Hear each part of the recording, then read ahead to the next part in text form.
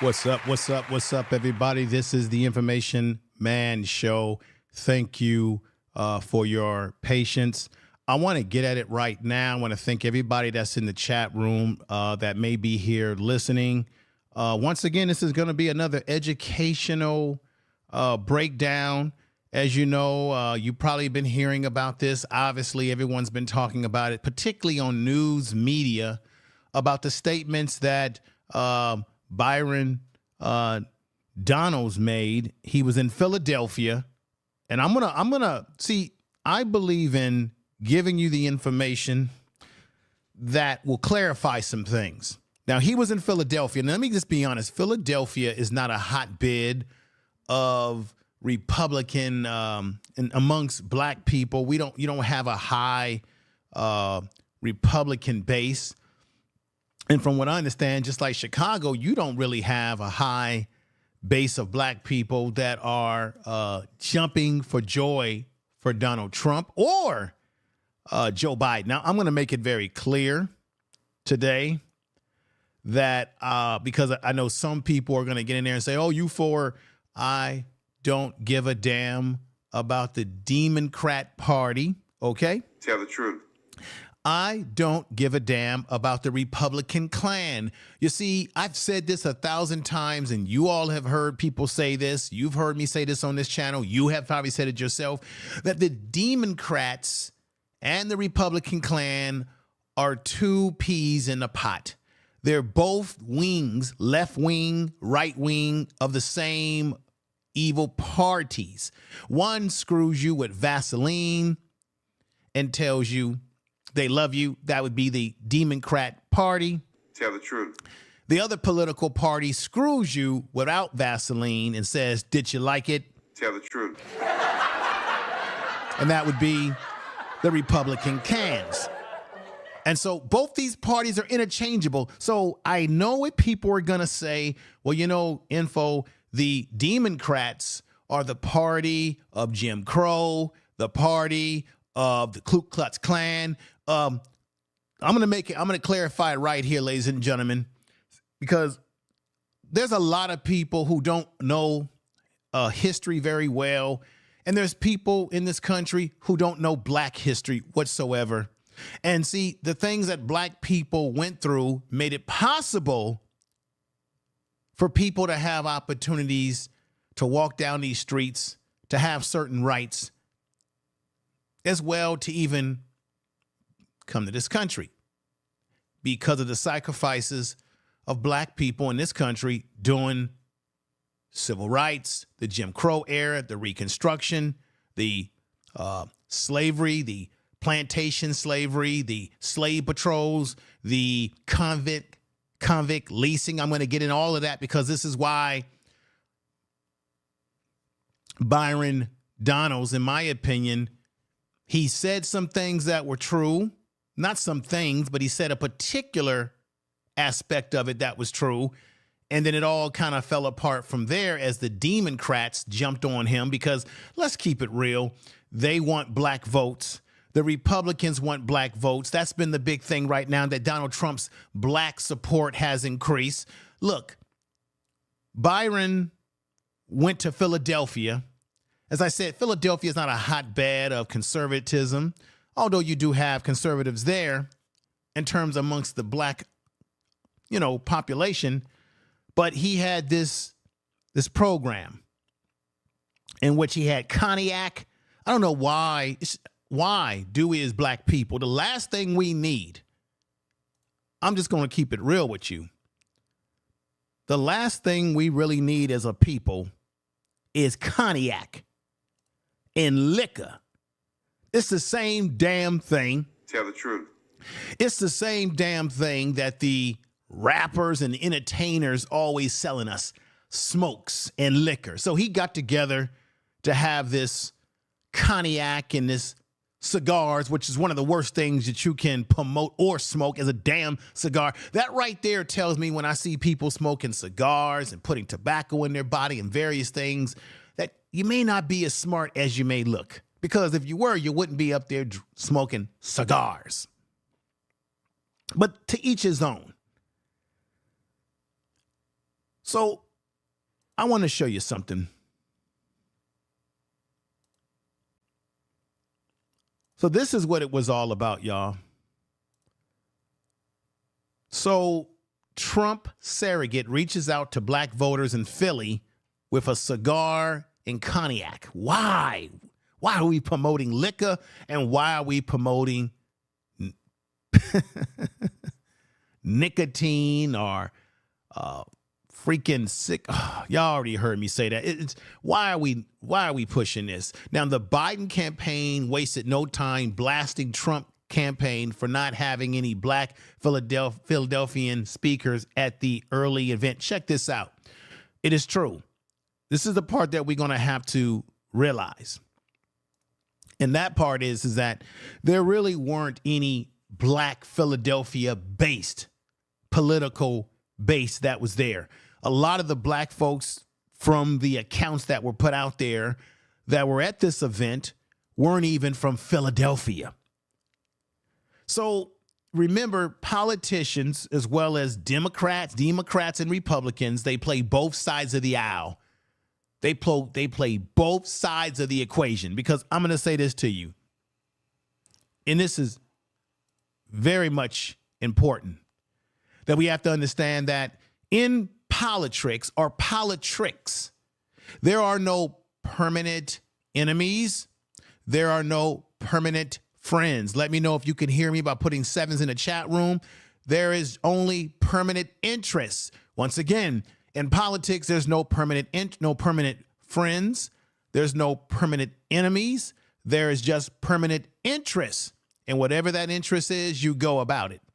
And so right now, they know that the Republicans know, Democrats know that black people are dissatisfied. So, of course, someone like Byron Donalds would show up in a place like Philadelphia, hoping that he can create some buzz, which is what he did. And sometimes I think a lot of these politicians say the things that they say to create a buzz, and he got that. Now, you may say, well, why is he going on all these shows when he's getting hit with the criticism?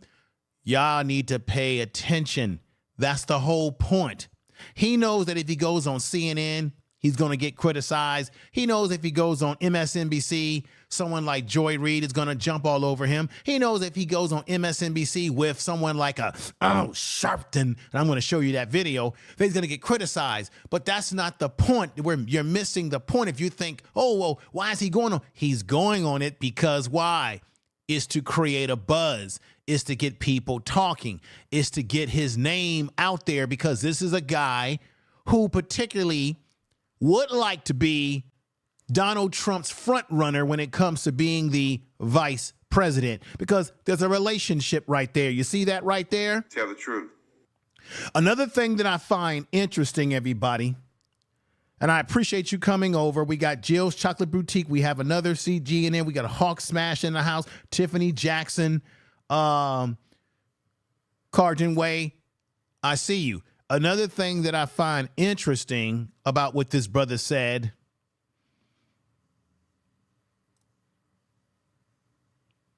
and I'm going to play it right now. Let's just go ahead and play this right now. You all have heard this, but I'm going to emphasize this, and let's go. I grew up with my mom. My dad and my mom, things didn't work out. As an adult, I look at my father and I say, bro, I don't know what happened, but you my father and I love you. Wow. I don't know what happened. I wasn't there. Wow. But I'm gonna tell you this, growing up, the one thing I knew I wanted to do, and this is not about my father, this is about what I wanted to do, is I wanted to be a father to my son. Wow. And so one of the things that's actually happening in our culture, now, one of the things that I like about one of the things, and I want to stop right here. One of the things that Byron Donald said right there, that I wish he would have emphasized that more instead of trying to get into the historical situations about black people and Jim Crow, because once I give you the data and the things that were happening, you're going to realize black people, they weren't, black families black people got married more than anybody at that time. And there's a reason why, and I'm going to get into that. But while we were getting married, they were steady doing everything to break families up. And another thing I'm about to break through today is that I've been on panels in the past. And when you have brothers who sort of blame the welfare system on sisters, saying that, well, black women took the welfare over the black man and pushed the black man out of the house, and said that it was the federal government. No, it was state government that did these things. State programs like CDA. Man, this is why folks that get on these YouTube streets and do this talking don't know history. It was programs out of the New Deal, the 20th century, which predicted federal aid programs creating the New Deal. State control over the aid depended on children. The ADC programs created in 1935, right after this country came out of the Great Depression, enabling them to elude many black and brown families, or black families, black people, families with dependent children. The AFDC in 1962 provided federal funding states to assist children who lived with single mothers. Why were there single mothers? Why were black women in a situation where they went into poverty? Therefore, when they went into poverty, or they became poor, low socioeconomic, why? Then you ask yourself, why would black women take the government money? In the beginning, it was the state programs that was suppressing these situations, not even giving them anything in the beginning. And then there were certain social economics, social environmental things that were happening, social racism, all these different social impacts that were impacting young black men when it came to the opportunity for employment. Now, in those days, you have to remember, people got jobs, people either went to school, they got a job, they got married, and men would get married because why? They had the jobs and the ability to raise a family. Once you take away the mechanism for a man, anybody, to be able to raise their family economically, if you have no job, you've got no money, and then you got drugs that come into the equation, then therefore you're not going to get married. So there's a whole host of reasons why black marriage started to dip as we got into the 60s and 70s. And matter of fact, we always look through the lens of what's happening to black people, but we fail to realize it was all groups across the board that once we got into the 60s and 70s, when you got drugs, remember you had the Vietnam War, where a lot of black men were no longer available to be with their black wives because they lost their life fighting in that war. A whole generation was depleted out of the black community. So when black men had no opportunities, then that also contribute to marriage rates going down. Not because black men didn't want to marry black women. Part of it is about, can you take care of a family? So I'm going to go into that, because while Byron Donalds said what he said, the area that I wished he would have stayed in is the area of saying we need more strong black fathers. I really like that part of what he said, and wish that would have been the part that he would have landed his foot on more. This is about what I wanted to do. Is I wanted to be a father to my son. Wow. And so one of the things that's actually happening. Boom. Being a father to your son. That's where he was landing on strong ground, in my estimate. In our culture, which you're now starting to see in our politics, is the reinvigoration of black families with younger black men and black women. No, this is where he's wrong. Black marriage is not increasing. Matter of fact, marriage is increasing across the board in America today. The Z generation, the new young black generation of young black females and black males, but the Z generation across the board, they don't want no part of no marriage, particularly the males. And that's not just black males, but you got white males. Marriage rates are dipping across the board for white everybody because you have a younger generation out here that's saying, I don't see the benefit of marriage, particularly your males who feel that why should I get married, work hard, make money, and then marry someone, get a divorce, and lose all of my wealth that I've gained and then give it to someone else. There's a whole bunch of other social issues that are going on that are impacting marriage. So he says black marriage is going up. I'm telling you that he's actually wrong in that equation, and I'm going to show you why right here. See, he made a good point when he was talking about the importance of black fathers. And he says that things are dipping up. And in fact, no, they're not. Let me put this on the screen. I want to read something to you right here. So let me break this down. The United States marriage rates have been on a decline since the later half of the 20th century. Both men and women are marrying at a later age. That is very true. But the decline and the delay are even more dramatic amongst black adults. So this is back in the 20th century. The median age at first marriage has risen for both men and women. In 1970, the median age at first marriage was 23.2 years for men and 20.8 years for women. 50 years later, those figures have plummeted to 30.5 years. Have climbed, should I say, to 30.5 years, 28.1 years, respectively. Although there have been dramatic changes in marriage patterns for all races, y'all, Hispanics, origin groups, differences have been especially pronounced for non-Hispanic black adults throughout this story, but black is used interchangeable with non-Hispanic blacks. For all groups, the percentage of never married men in the 1970s was 28.1% compared to 22.1% of women. By 2020, these figures rose to 35.8%. We're talking about people never married. He says that marriage has increased in today's time between black men and women. And I'm here to tell you he's wrong. So this is why I'm saying everybody got caught up in his Jim Crow statement, but the rest of the things that he was saying was actually incorrect in terms of the marriage rates increase for black people right now, which is not necessarily true.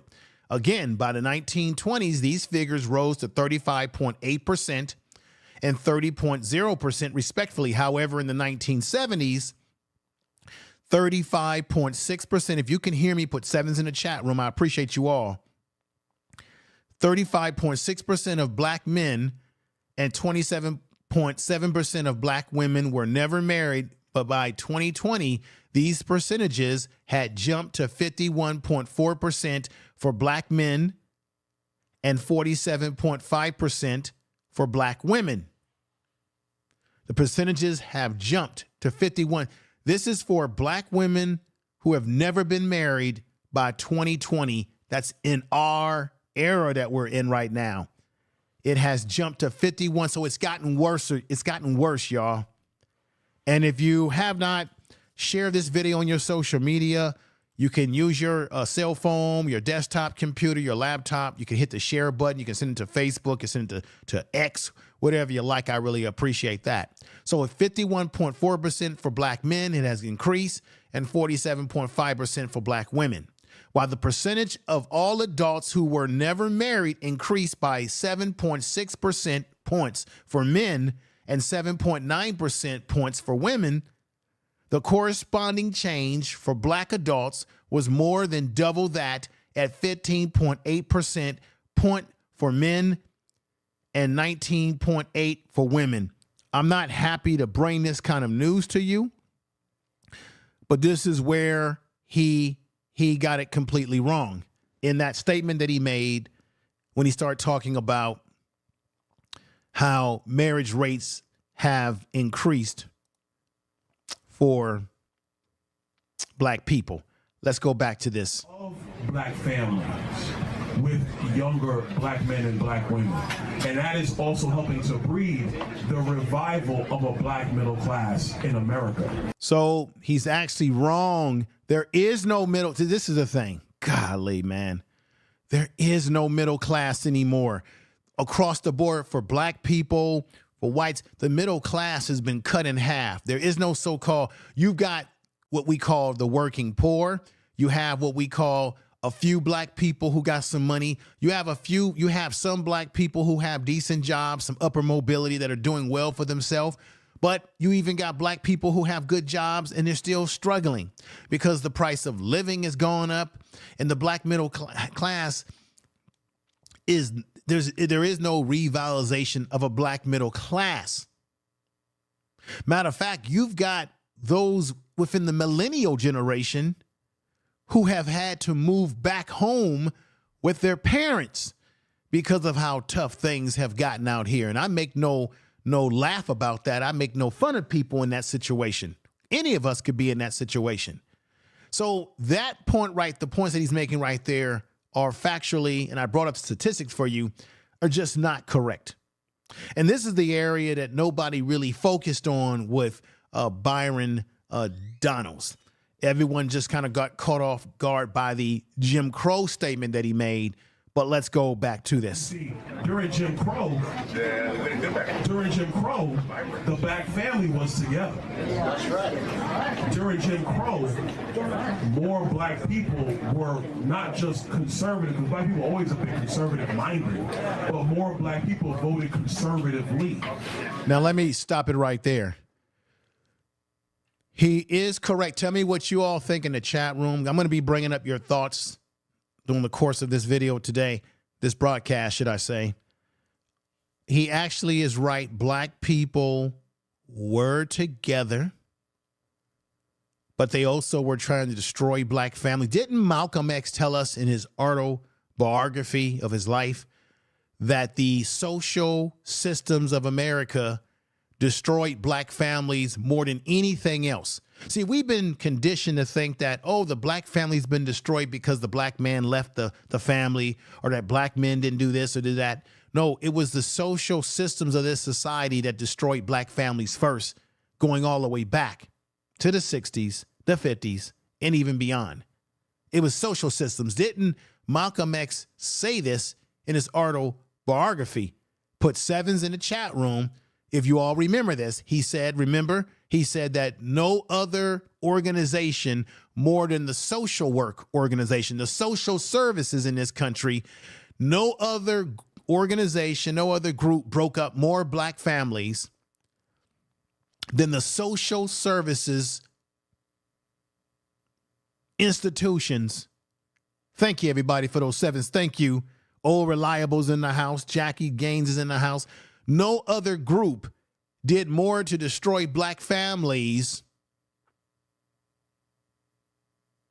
than the social institutions. I'm not buying this.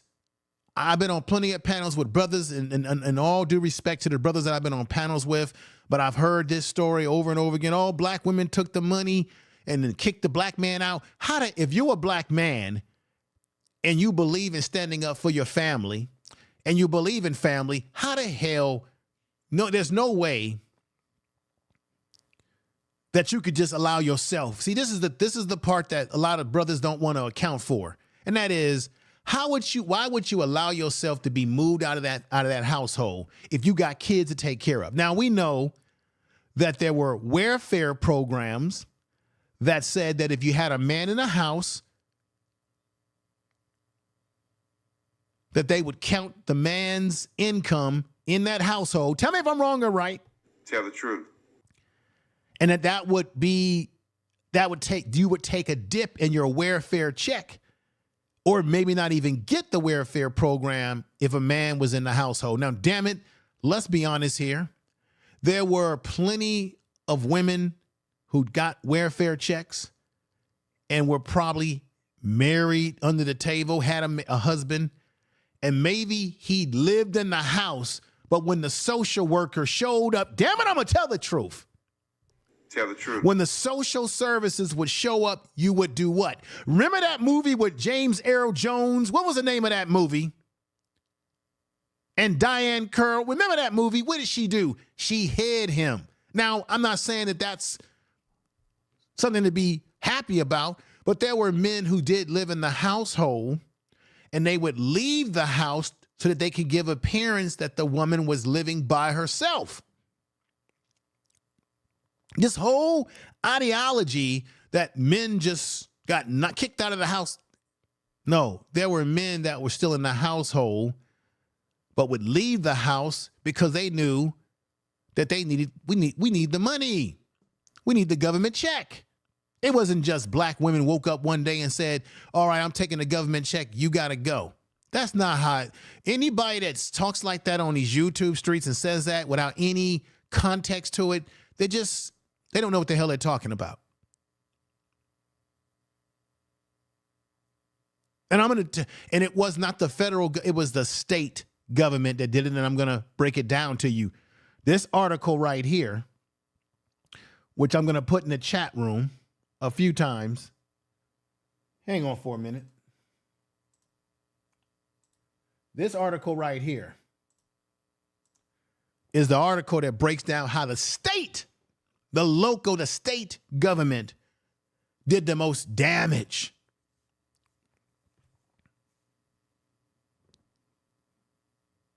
Now, he's right. Black people were together in Jim Crow coming out of slavery because why? In slavery, you had no choice, right? You were on a plantation. You were the property of a slave owning white man, a master, as people would call them.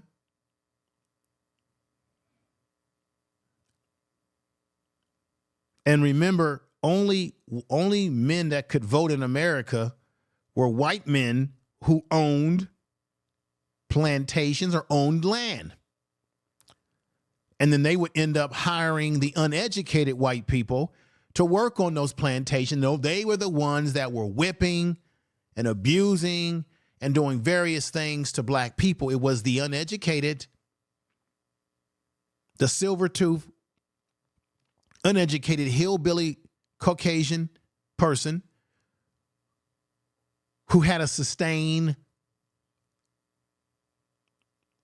that did the handiwork, the dirty handiwork for the slave master, which is why when black people came out of slavery into Reconstruction, it was the poor, ignorant, uneducated white man who felt threatened by the strong, skillful black man who knew how to build things, who knew how to build a car, damn it, knew how to build a brick house, knew they were blacksmiths. Black people did all the building and all the foundation structures of this country. And so when black men came out of slavery, they were the most skilled in this country. And white men were afraid of that because they were the ones working as overseers, working to oppress us. They were the ones working as in slave patrols, as bounty hunters.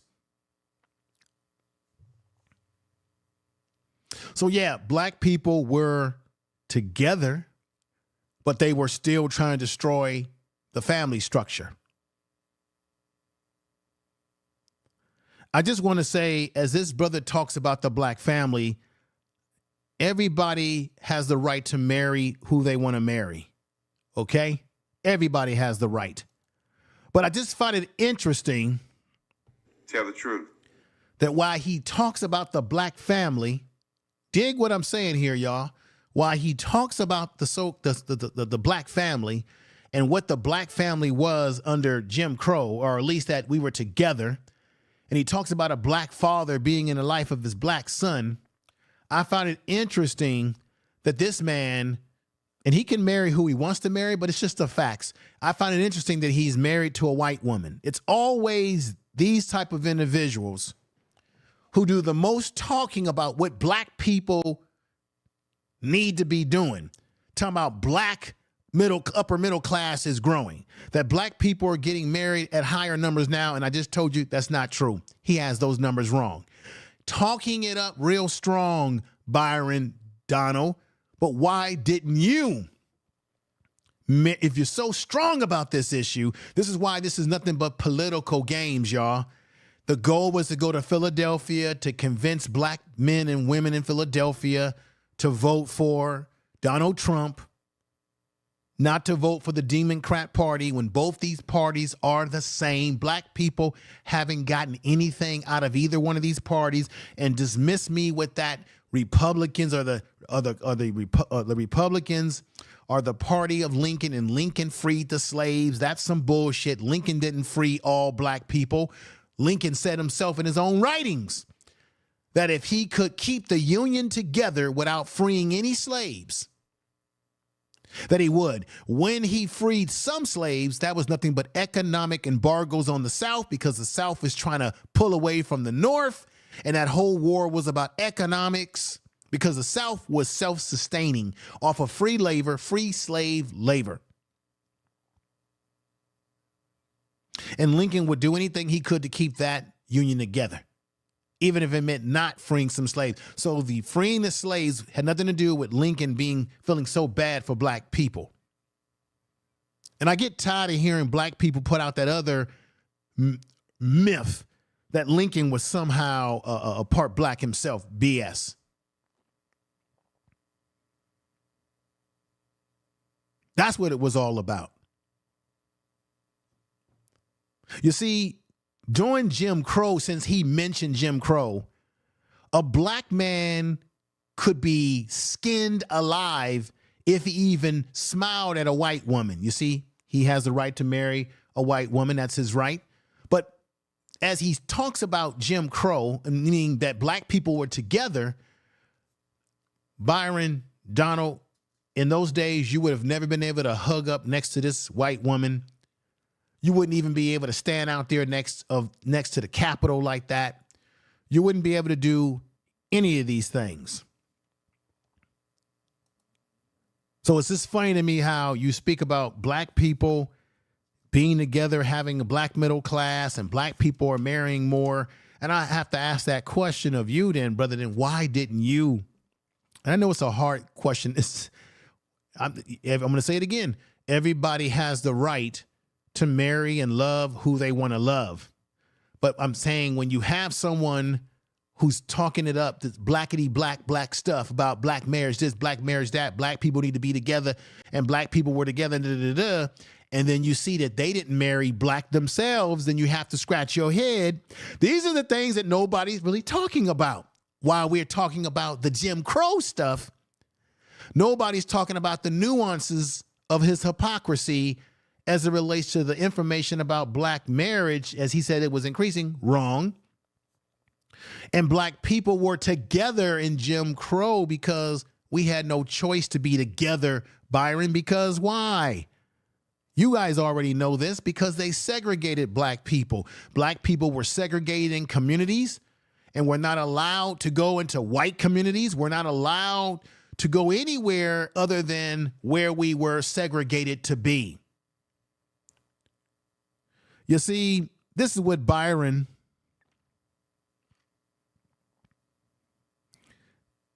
didn't talk to y'all about. See, maybe he should have had a conversation about this sort of stuff right here.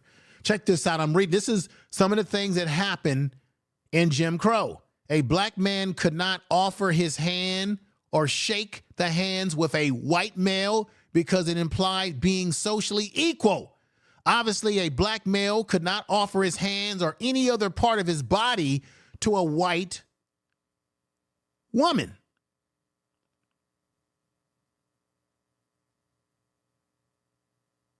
Okay? Let's emphasize that again.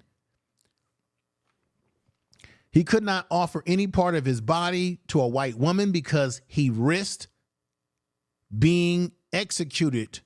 And he risked being accused of the R word. And you know what the R word means, y'all. Black and white people were not supposed to eat together. If they did eat together, white people were to be served first, and some sort of partial was to be placed between them, something to divide them, basically. Under no circumstances was a black male to offer to light the cigarette of a white female.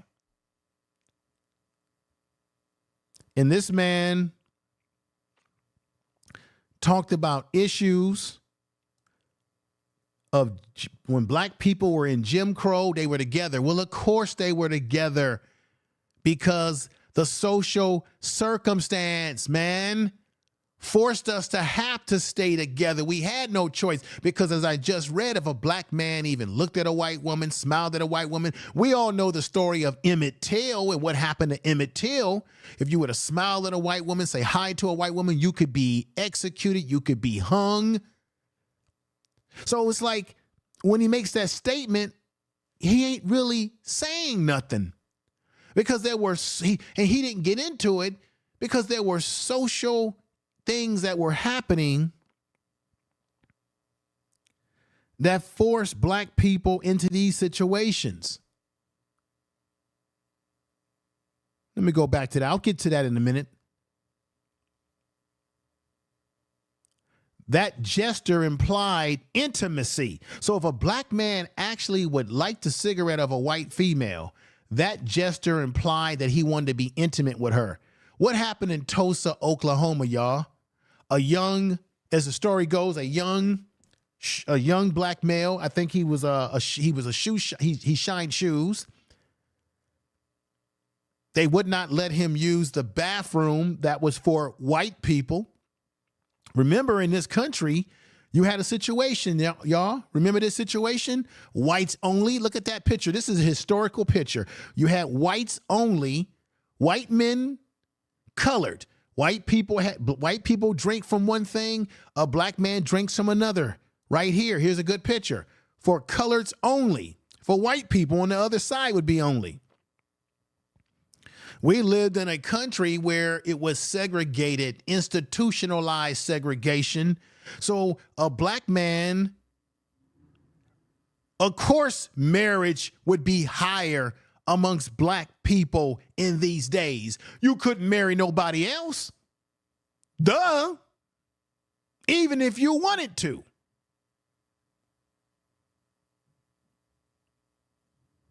Black people weren't spread out and scattered about like we are today, where we have black people that live in California, Washington, D.C., New York, the South, Detroit. We have black people scattered throughout this country, even though the largest concentration of black people are in the southern part of our country, and then many of us are scattered about. In these days, there was no scattered about because wherever you went, that's where you lived. That's why all your black celebrities, your black athletes, like Muhammad Ali, everybody knew them because they lived in the community. You could see them walking down the street because they lived in a community. They couldn't live anywhere else. Remember, there were many black entertainers, Eartha Kitt, Sammy Davis Jr., who was not allowed to walk in the front door of a hotel. And I think Frank Sinatra said, no, he can't walk in. We're not playing here. Shout out to Frank Sinatra. Matter of fact, how many of y'all know that Frank Sinatra is the one who paid for the burial casket for the Brown bomber himself, Joe Louis? Joe Louis ended up a broke old man, unfortunately, working as a doorman at Caesar Palace in Las Vegas. Did y'all know that? Tell the truth. Even though he did everything to show patriotism for this country during World War II, and this country couldn't even wipe his debt, given what he had did in the wartime. This is what black men were under and black women were under. So this whole notion about, well, black people during Jim Crow, we were together. No, dud.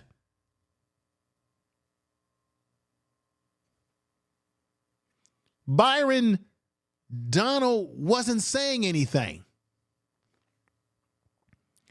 that hasn't already been pretty much figured out already. Check this out. If you were a black person, you were not allowed to show public affection towards one another in public, especially kissing, because it was seen as offensive to white people. Y'all just hear what I just said? Tiffany Jackson, Yalpo, I'm glad to see you here. Yalpo says, Sammy, for talented as he was in a major way, he was problematic. Yeah, he was problematic. He was. T.Y. Boogie X says, back in the day, our people were put upon like no other race ever in the history of mankind.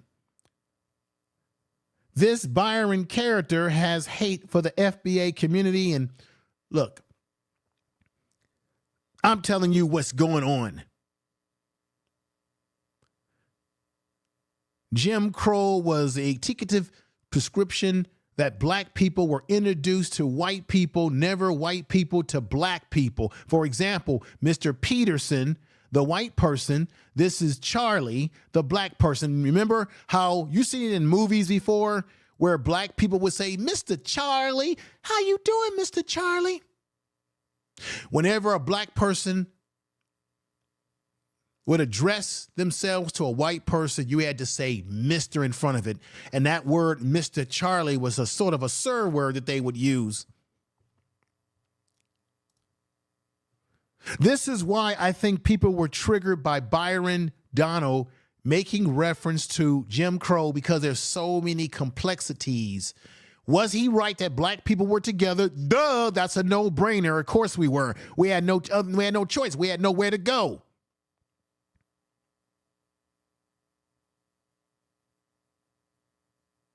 White people did not use titles of respect when referring to black people. For example, Mr., Mrs., Sir, or Mama. They would say Mammy. Instead, black people were called by their first name. Black people had to use titles when referring to white people. Were not allowed to call them by their first name. So you had to call them by their last name, Mr. George, Mr. Surstons. But remember, in these days, they would call a grown black man, no matter how old he was, they would call him the word boy, which is why Tell the truth. I don't like the word boy. And I think that we should not address or call when you're dealing with a young male, black male child, I like to use the word young men. Now, we know biologically and age-wise that they are an adolescent. That's a better word. I don't like the term boy because boy was a term. You've seen it when Michael on Good Times used to always say, Daddy, boy is the slave word, right? Remember that on Good Times? I don't like that word boy because that was a derogatory term that they used to dehumanize and to demasculize, to emasculize black men by calling them a boy. You could be a black man that was a senior citizen in these days, and they would still call you a boy. This is the problematic. This is why I think people got triggered when he said that, because they're thinking about all these other things historically that's loaded in that word called Jim Crow. And this is the problem with, I don't know if Byron is a millennial. This is the problem with some of the younger generation. I'm not saying everybody, but some who don't understand history. And if you understand history properly, you will know not to use certain words, certain things. And obviously, Mr. Byron Donald was still a young man, and he used the word in the context of black people being together, but he said it in such a way without adding context, knowing that black people were together due to various racial circumstances. Conservative-minded, but more black people voted conservatively. And then H.E.W., Lyndon Johnson, and then you go down that road, and now we are where we are. What's happened in America the last 10 years, and I say it because it's my contemporaries, it's Wesley's contemporaries, you're starting to see more black... No, that's where he's wrong. You're not seeing more black marriage increase. You're seeing marriage across the board beyond race go down. The younger generation, particularly the males, are not chomping at the bit to get married, sir. And I went over those numbers earlier, so you were wrong there.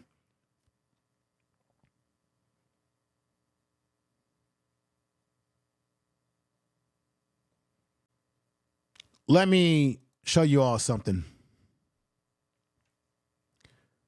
Like I said, we know that black people in this country, some were slaves. There were black people that were free.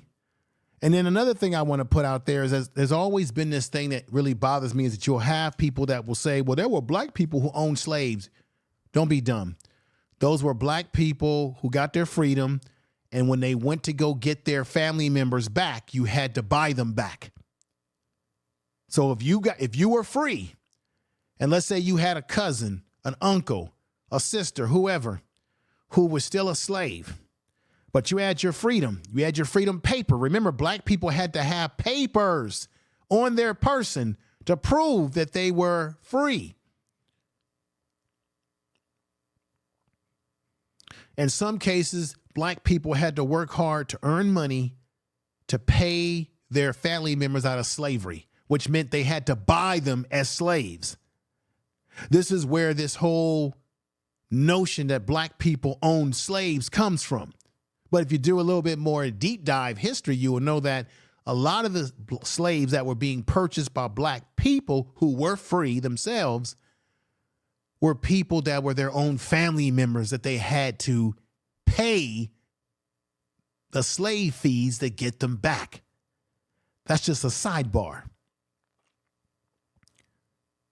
Remember, ladies and gentlemen, in this country, the Congress created the Freedmen's Bureau to help the newly freed slaves and find family members get reparations and more. We still haven't gotten the reparations. And thank you, those of you that are here. Alan Christian, I see you. Michael H., I see you. He good at his job, gaslighting. Yeah, he was gaslighting a little bit. He was look, everybody's, remember, whenever, this is the thing. You always got to take it with a grain of salt when you have a politician running their mouth about something. Remember, they're a politician. They're looking for votes. They're looking for you to vote for somebody. This man has an agenda. His agenda is to become the vice president for Donald Trump with the 34, convicted of his 34 criminal acts in New York. There he is with Donald Trump and his wife, the only first lady that I know of who you could go online and see pictures of her spreading her ass all out on Hustler or something. Ain't that something?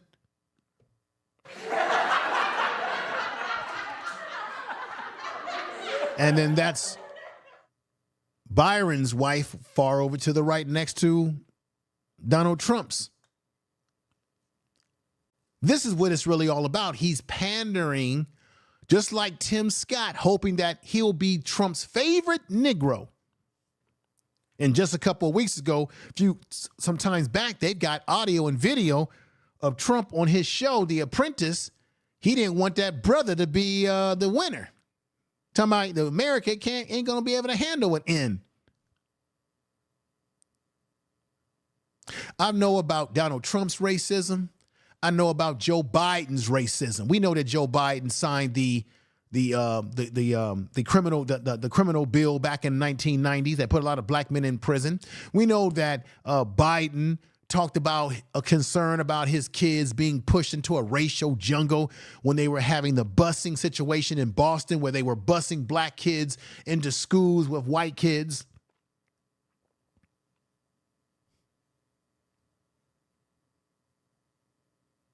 But they never gave us that 40 acres and a mule.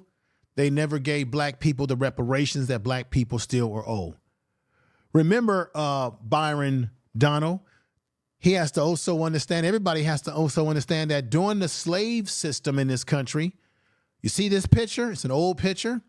They would actually take the babies of black women and sell them off. You see on this depiction right here, the overseer is holding her back. The baby that she gave birth to is in the hands of this white man to the left on the black and white picture. And there they go, exchanging the coin, the money for the child who will be what? He will be on another plantation, born into slavery, born into plantation life. This was something that went on quite often in this country. This is why people got triggered by his statement. During slavery, African Americans or black people could not sustain marriage because the laws deemed them property. That's right, at one point in time.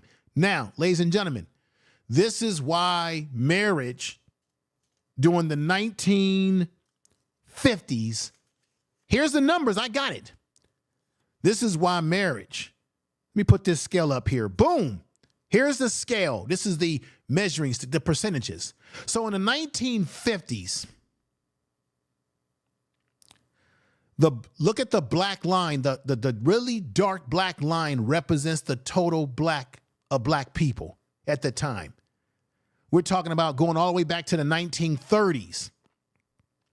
During the 1930s, believe it or not, y'all, black people had a 95% marriage rate. Can you believe that? 95%. Tell the truth. During the 1940s, it stayed at 95%. During the 1950s, stayed at 95%. Then during the 1960s, it started to take a little bit of a dive. It's starting to go down, but still holding around, getting close to 90. In the year 2012, on this scale, which is within that 70 range, 65 range, marriage starts to go down. 2012, 2012, 1990, it's going down. In the 80s, it's starting to go down. The 70s, it's going down. In the 60s, it's starting to curve down. Everybody across the board, no matter what race you were, your marriage rates, white people marriage rates were going down as well. Now, let me put this up here.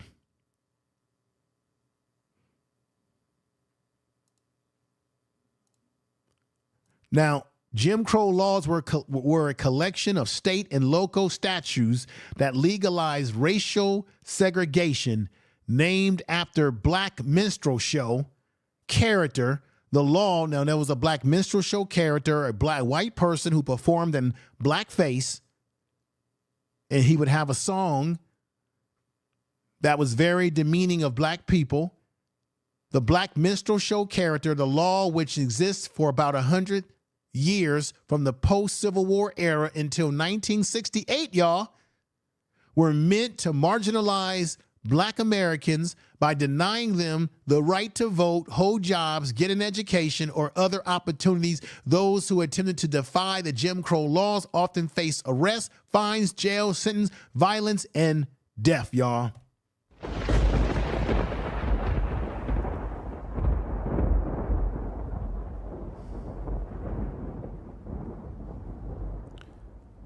Remember I told you that the marriage rates in the 50s were pretty high? Check this out. In 1950, the percentage of white and black African Americans or black American women age, now, I'm just going to say this.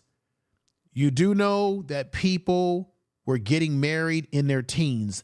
I'm not sitting up here endorsing it, but back in these days, you did have people who were getting married very young. So I'm going to read this again. In the 1950s, the percentage of white and African-American black women age 15 and over who were currently married were roughly the same, 67% between that and 64% respectively. So the marriage rates in the 1950s between white women and black women were pretty much the same until it took a deep dive between 1960 and 1970 where things went down. So when we get on these platforms and we talk about, oh, black women just threw black men out of the household, white women were also taking a dip in their marriage rates as well.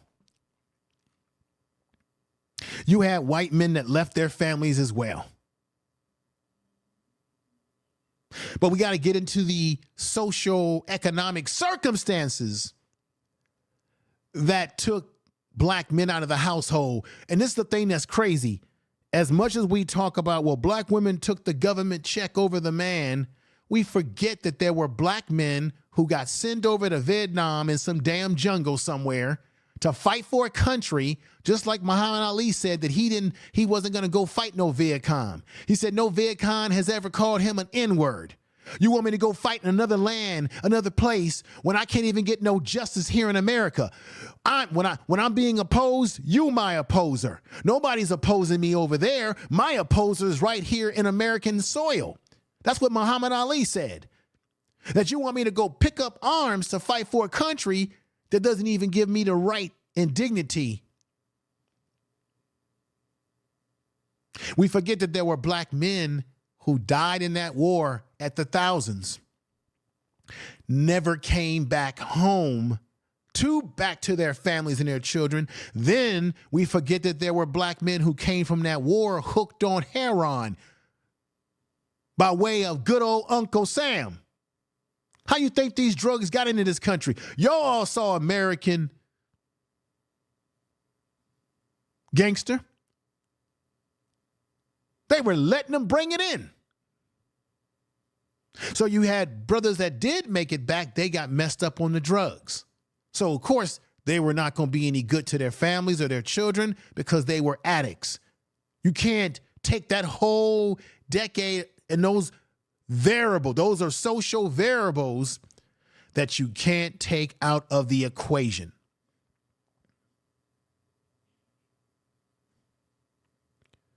So when Byron sets up here and says, well, the black family was together in Jim Crow because black men weren't allowed to be in the military, so we weren't going in the military to be killed, except for in the Civil War. But after that, they didn't want black men in the military. They didn't want black men intermingling and getting involved in interracial relationships like the one Byron Donalds has. Oh, no, that would have never happened. This is about what I wanted to do. Is I wanted to be a father to my son. Wow. Right. I agree with that part. So one of the things that's actually happening in our culture, which you're now starting to see in our politics, is the reinvigoration of black families with younger black men and black women. And that is also helping to breed. I already went over the stats earlier in the show. Not true. The numbers are going down. I'm not happy about it, but it's going down. But it's because it's a whole new generation out here that does not want any part, particularly the males. Matter of fact, how the hell could marriage be going up when you've got a generation out here of young men who are not even, let alone getting married, they're not even having sex, they're not even with women, they're not even with females. They're not even dating. There's a lot of guys that have decided they're out of the dating game. There's guys that are tired of dating. They don't even want to deal with women right now. There are guys out here that have decided to say, I'm not dealing with it. So, not true. The revival of a black middle class in America. No, it's not a revival. You see, during Jim Crow. I wish. During Jim Crow, the black family was together. That's right. During Jim Crow, more black people were not just conservative, because black people always have been conservative minded, but more black people voted conservatively. And then HEW, Lyndon Johnson, and then you go down that road, and now we are where we are. What's happened in America? Look, yes, black people were did vote conservatively, or let me say this: black people were conservative in terms of culture and traditions. We were not first conservative because of politics. Politics is not what makes black people conservative. It was the culture. It was the values, the family values that black people had. But this is where he fails his execution here. Do you know that a lot of black people weren't allowed to vote during Jim Crow? It wasn't until the 1965 Voters' Right Act. Prior to that time, black people weren't allowed to vote. Now let me put something up here. These are the areas that nobody seemed to really examine what he was talking about. Remember, during Reconstruction in the Civil Rights era, while the 15th Amendment barred voting rights discrimination on the basis of race, it left the door open for states to determine the specific qualification for suffrage. Southern states legislators use such as qualifications that include literacy tests, poll tax, and other discriminatory practices, disenfranchising a majority of black voters in the decades following the Reconstruction. So this is where I put on the thumbnail, you big dummy.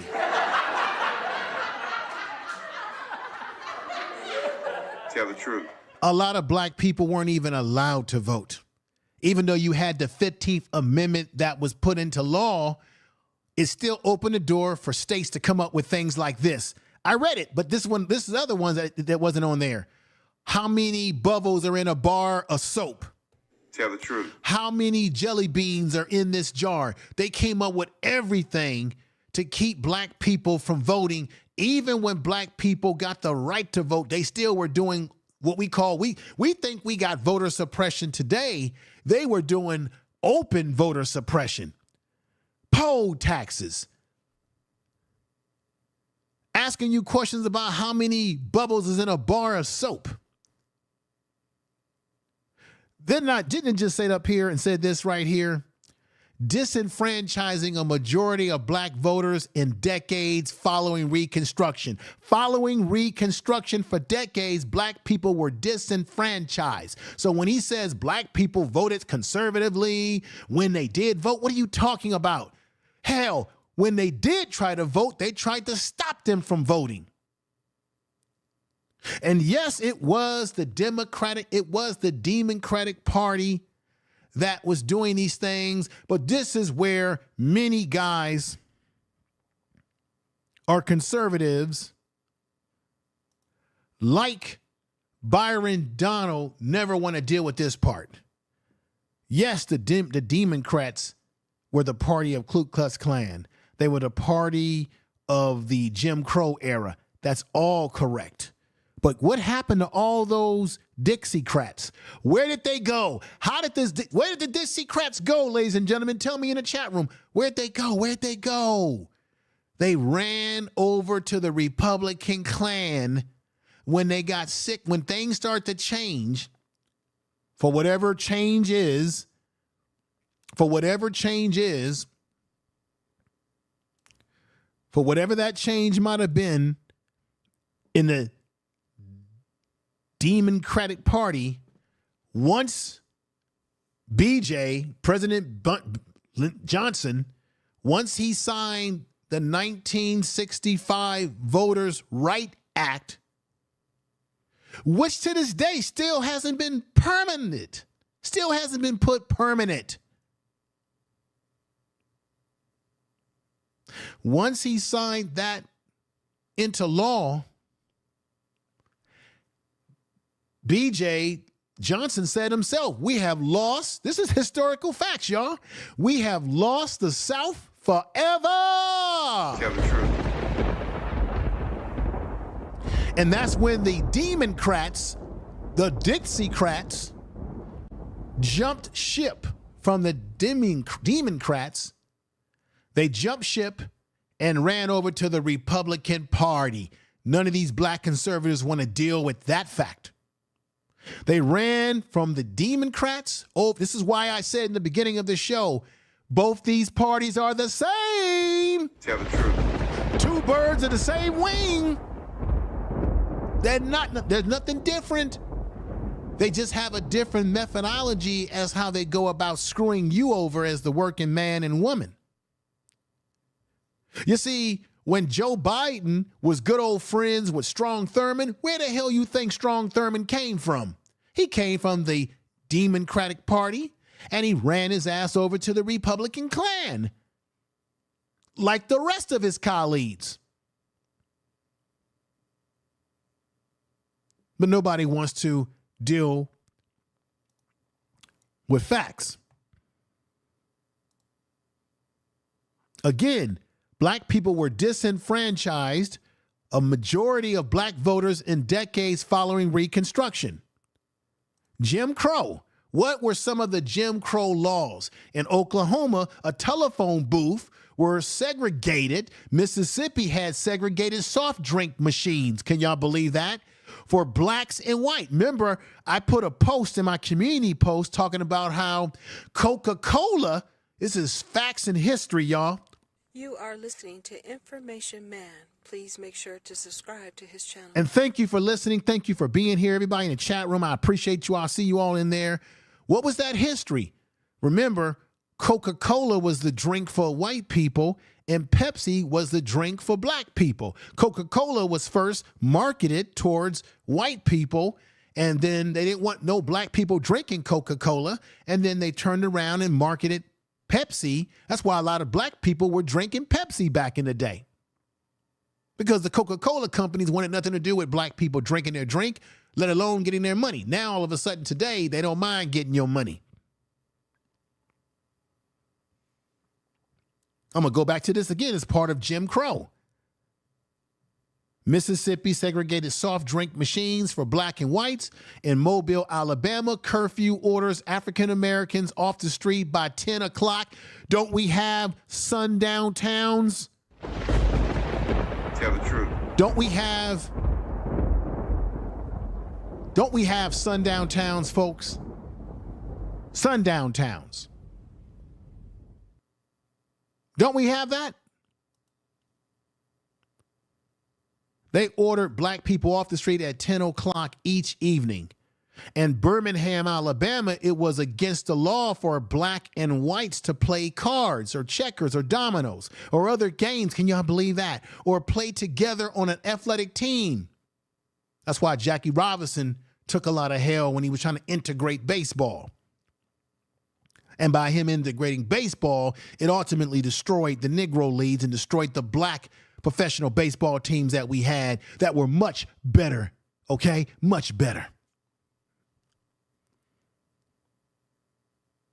Other games are played together in athletic teams. In Florida, textbooks for white and black students were segregated in separate warehouses and so on. Ain't that a trip? And remember, during Jim Crow, you also had convict leasing. So if you were a black man that was incarcerated at a prison and someone came to that prison and said, hey, we want to pay for these Negroes, we want to pay for a couple of black men, and they're going to be under our jurisdiction, they're going to work for us. And they wasn't working to get their time off their sentence, they were just working. Convict leasing was a big thing in this country that nobody wants to talk about and deal with. Alicia, Hawk Smash, All Reliable, Jill's Chocolate Boutique, I appreciate all of you that are here. Embrace the Grace, thank you for coming over. Thank you all. Thank you all. I don't expect to get a lot of people coming over here when I talk about the real issues If I'm talking about some pop issue, some celebrity, some damn rapper or something like that, you can get hundreds over here.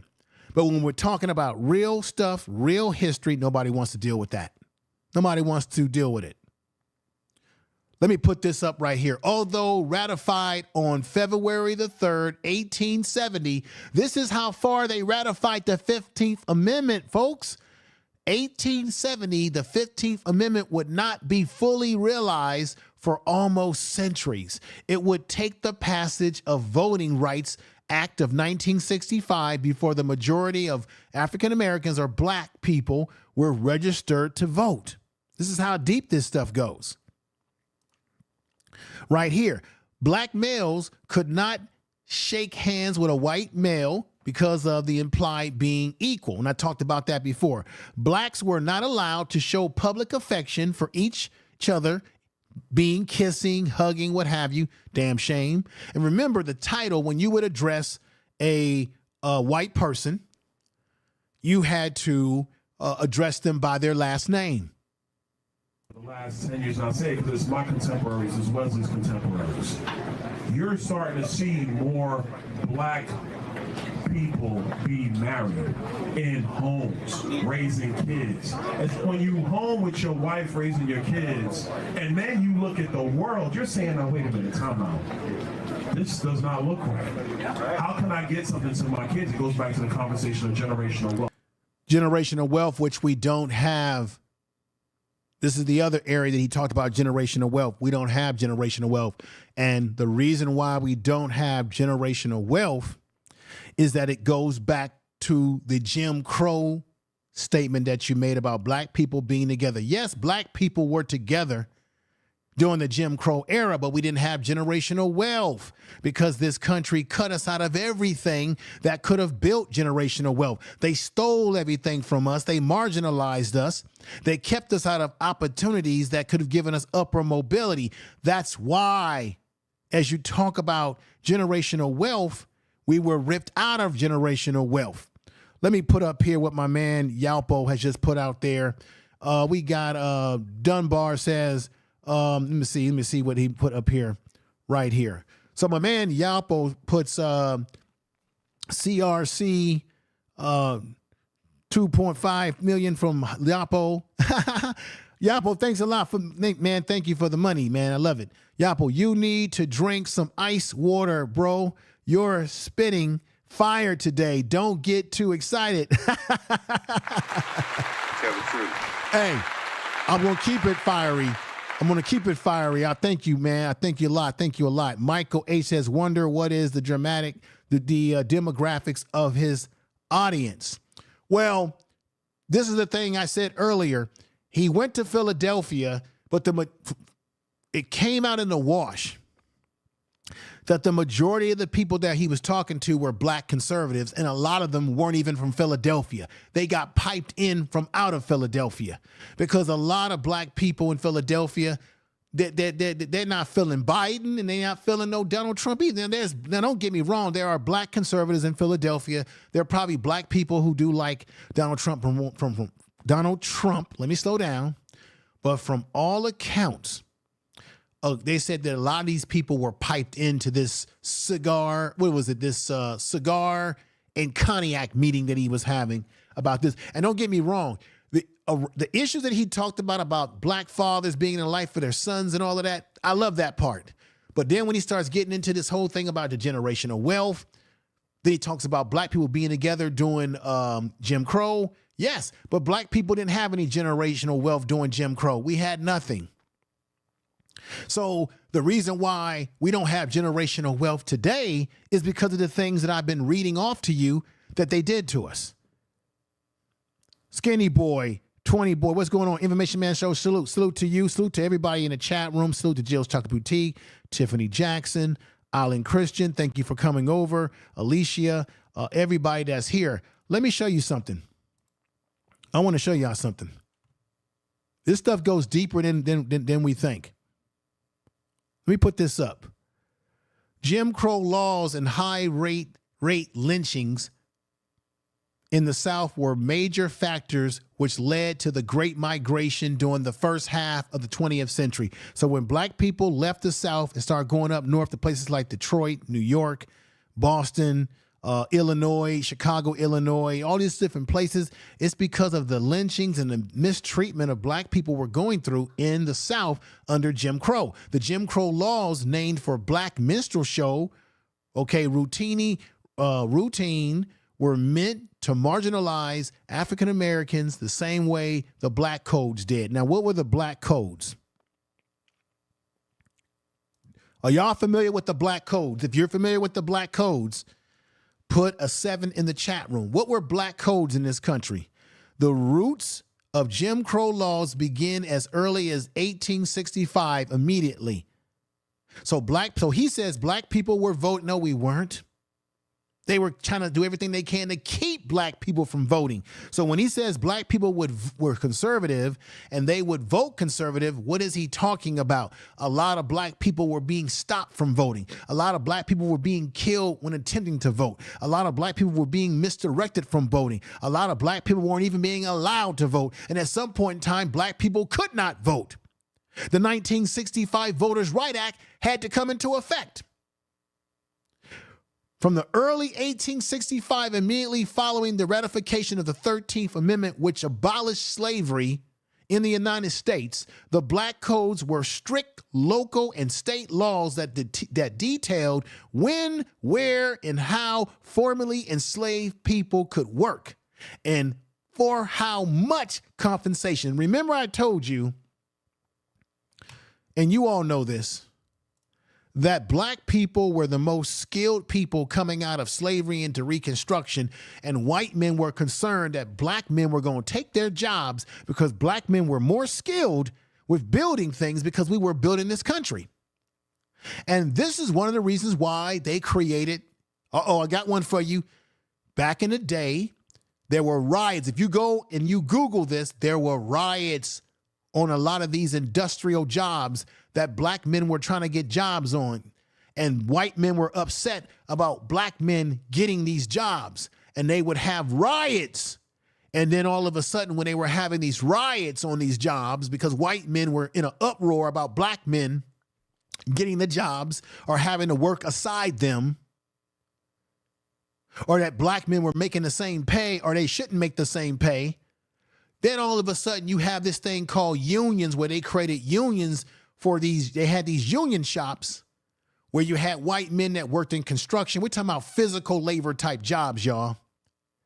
They had these unions that they set up for the workers, mainly to protect the white worker from losing his job from the black skilled worker who had just come off those plantations out of slavery into Reconstruction era.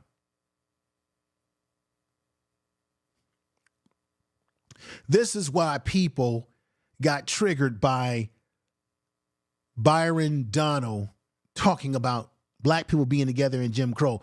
We had no choice.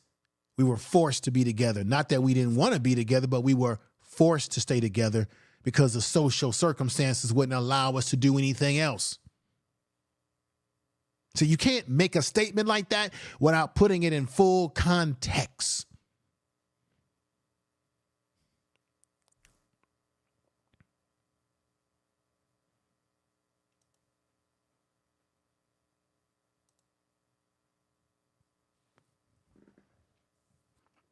The codes appeared throughout the South as a legal way to put black citizens into indentured servitude, to take voting rights away. They've been stopping us from voting going all the way back to 1865 when we first came out of slavery. Oh my God. Traveling, check this out. Voting rights away to control where they lived and how they traveled, and to seize children for labor purposes. Do y'all understand what I just said to you? So if you were a black person during this time, this era of Jim Crow, they could seize your child as property or seize your child to make them work for them. They did everything to make sure you could not vote. They wanted to control where you go, how you thought, where you lived, every damn thing. So what is Byron Donalds talking about? Well, when black people were in Jim Crow, that's when we were together. No shit. No shit, Sherlock Holmes. No shit. Tell the truth. These laws are the reason why we were together, dummy. Tell the truth. In the great words of Red Fox, you big dummy.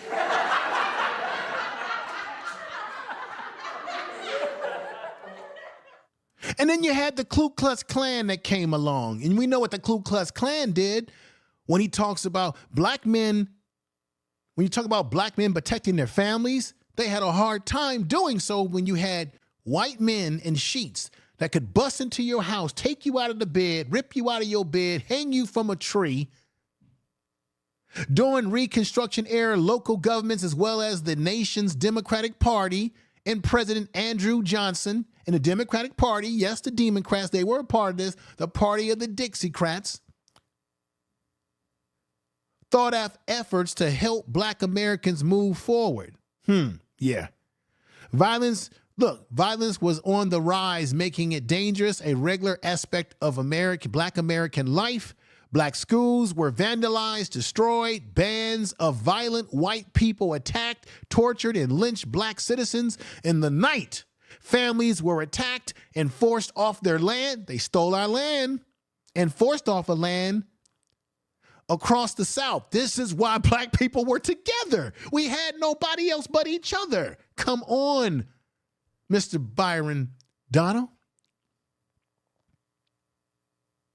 We're living in a different world today in the 21st century. We're living in a world where people can live where they want to live, be with who they want to be with, whether it be their sexual preference or be with any other race, interracial relationships that he's in himself, but yet he's up here talking about black people being together in Jim Crow, yet he ain't married to a black woman himself, but confessing the importance of the fact that black people were together. He not even with a black woman. He don't wake up to a black woman. He don't get out of the bed with a black woman himself. He don't come home to a black woman himself.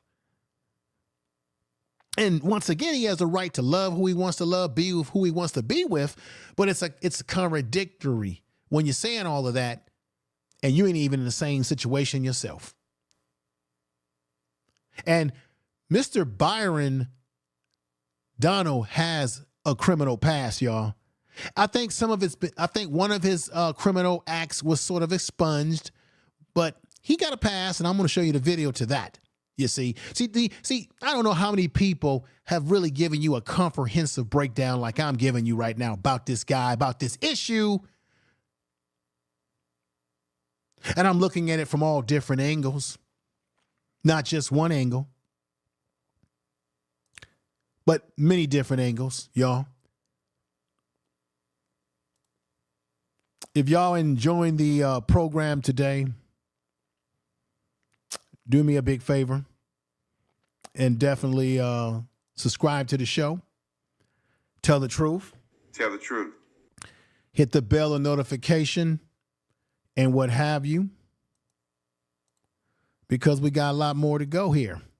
A lot more to go in breaking this down. And remember, black people have always, what was one of the reasons why black people were married at 95% in the 1930s, the 1930s, 1940s? There's the graph right there. In that dark black line, we were married at 95%. One of the reasons why is because it was illegal for black people to get married. Remember, I talked about that a little bit earlier.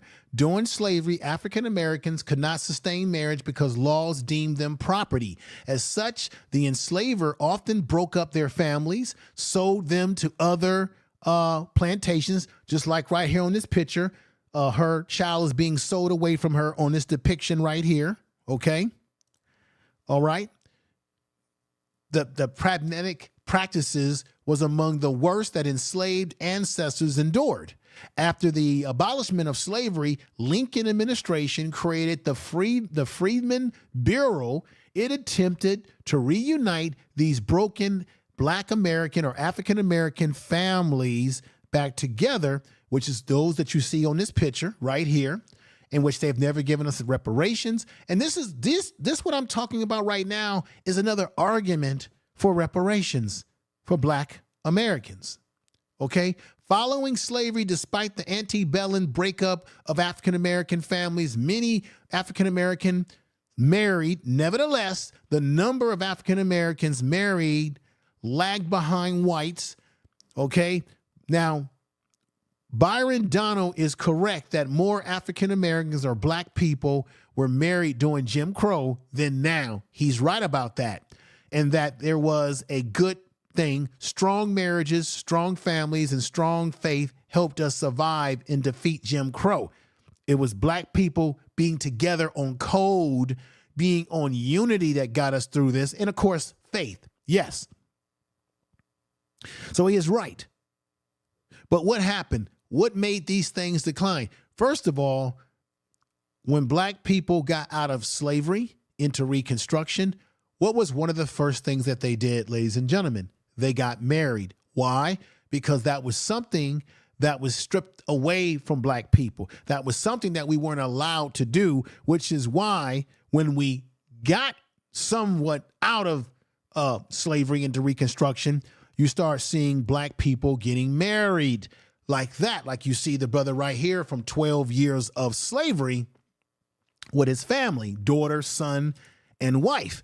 You start seeing this importance of family. But the reason why Black people were for family is because we were unified. We were under oppression. We were living together. We were forced to only have each other's back because each other's back was all we had. But you also have to look at the culture of the world that Black people lived in at that time. The culture that we live in today is not the same culture. We live in a culture today that dictates be an individual, do whatever the hell you want, sleep with whoever the hell you want, do whatever the hell you want. You don't have to be accountable for anything. We live in a culture where people are like, hey, I don't want to get married. Hell with marriage. We live in a culture where marriage has become sort of an economic racket, in which you sign a marriage certificate and now you've gone into contract with the state that you live in or this country that you live in, and now they can interfere into your marriage, and then when you get a damn divorce, they're going to jack you up with a high price.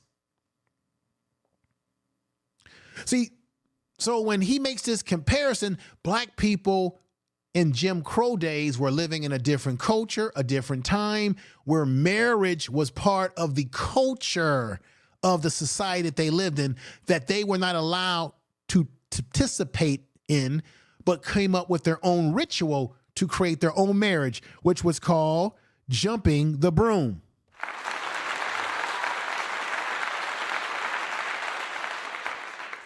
Black people, the broomstick wedding looks, check this out. This is how it worked. Look square at the broomstick. Already now, 1, 2, 3, jump. So when you would have a marriage ceremony on the slave plantation, they would say, look square at the broomstick. You would look at the broomstick as the broomstick was risen up somewhat, and then the whole thing would be already now, 1, 2, 3. Black people created their own rituals of marriage when their marriages weren't even seen as legal yet in this land of Jim Crow, an American apple pie. You see, I'm giving you the tea. I'm giving you the breakdown here.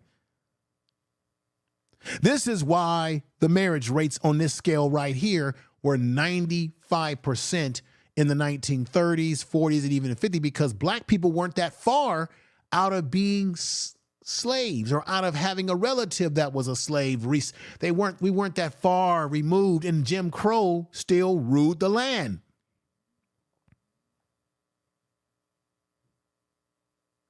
So we had to come up with our own rituals, which we still practice to this very day. Okay? We celebrate our ancestry and the ability to forge strong Black marriages and families despite the horrors of Jim Crow. Look at this.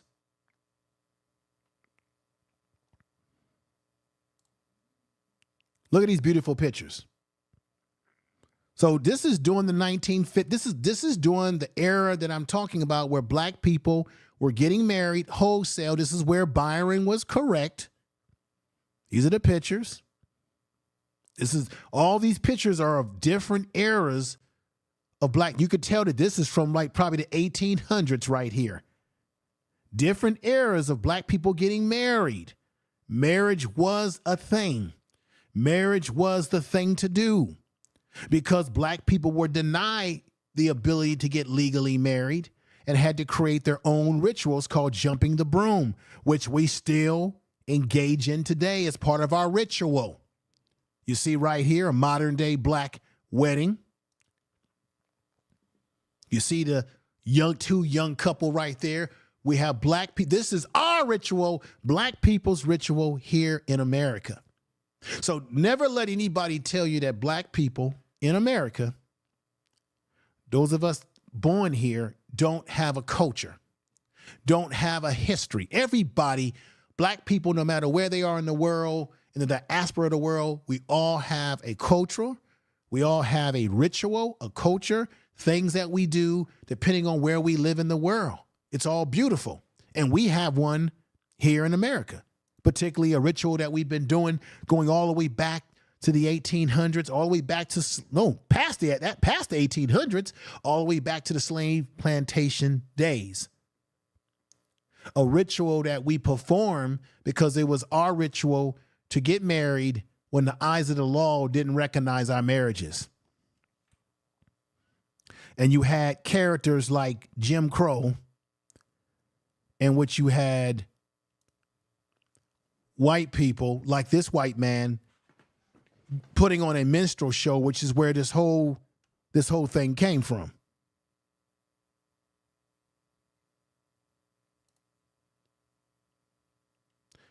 Jim Crow laws expanded, y'all. At the start of 1880, big cities in the South were not wholly beholden to Jim Crow laws, and black Americans found more freedom in them.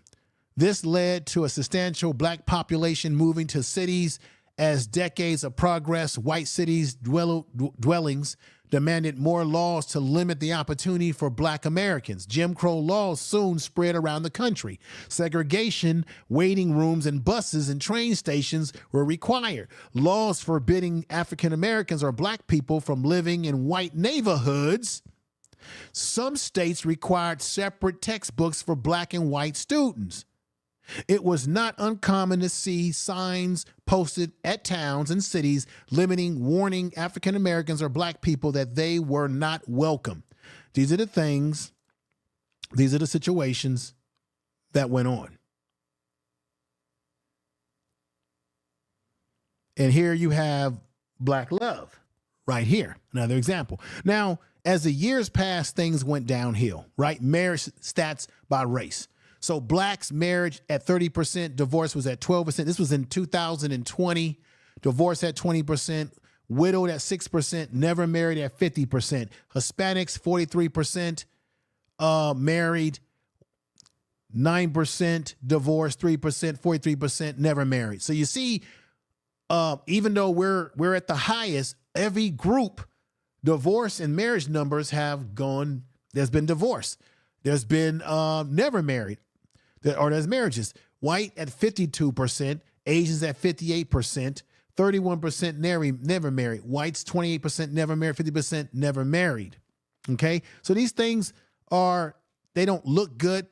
Obviously, they don't look good, but these are realities, everybody, that we must deal with. The United States marriage rates reached an all-time low, all the way going into 2019. Of course, we're at 2024. 31.1% in 2010, 30.0%, 33.2% in 2019. So even though our marriage rates are not that high, across the board in society, marriage rates have gone down. And as I said before, Byron Donalds said that black middle class and black marriages are going up, when in fact, as much as I wish that was true, what he said, it's actually not true. And I'm going to read this one more time.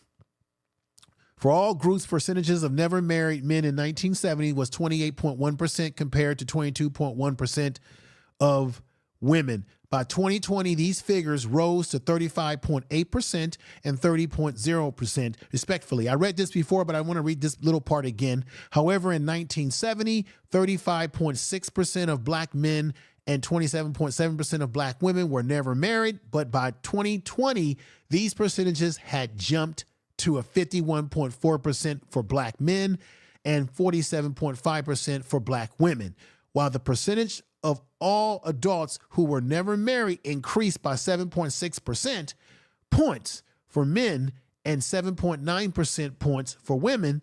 The corresponding change for black adults was more than double that at 15.8% points for men and 19.8 for women.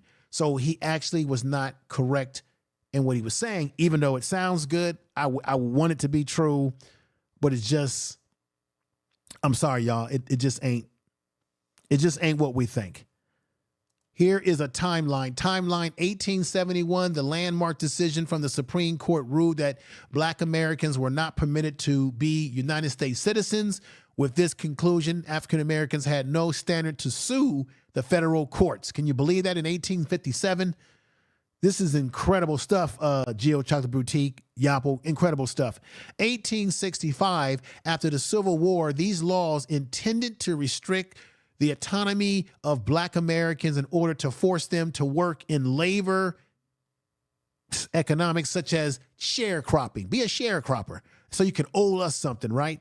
1875, Booker T. Washington, a slave from Virginia, graduated with honors from Hampton Institution, a black vocational school, which is an HBCU today. He went on to make a difference in the lives of many black people. And in 1877, in order to gain electoral support from the southern states, the government withdrew the last federal troops from the South. The conservative white Democrat legislating Jim Crow laws separated the white and black races. Unbelievable. Look at this right here with this young black male right here. I think he's in a park, and I think he's drinking out of a blacks only, yeah, it says colored right there, colored only water fountain in a park. I believe it's that's what you're looking at right there. And of course you had black people who took to protesting in the streets saying, "Here lies Jim Crow. Let's make Jim Crow die." Right. Tell the truth.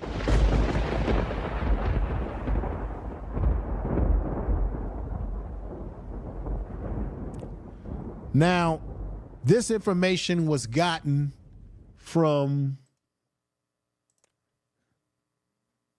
the NIH, which is sort of like a national, it's like a health organization, reported to debunk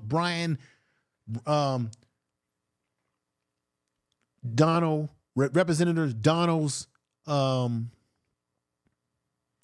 statements, refuting black conservative like Donald. The experts at NIH decrease in the attributes that decrease in the marriage rates in the black community to the difficulty of black men have in finding full-time employment, not the policies of LBJ, but the Great Society.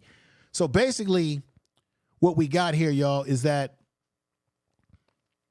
this isn't about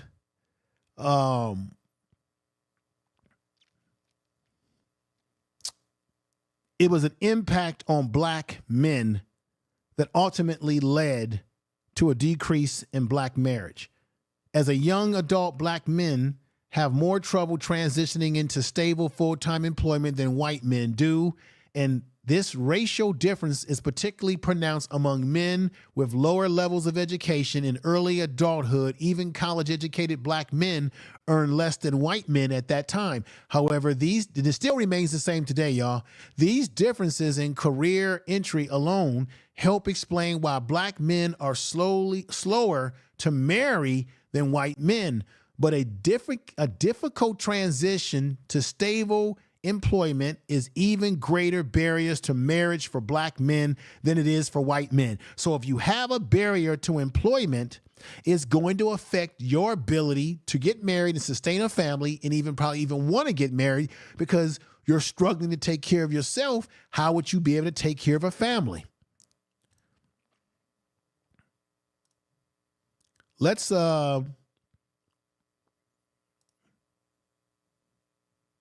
put this right here.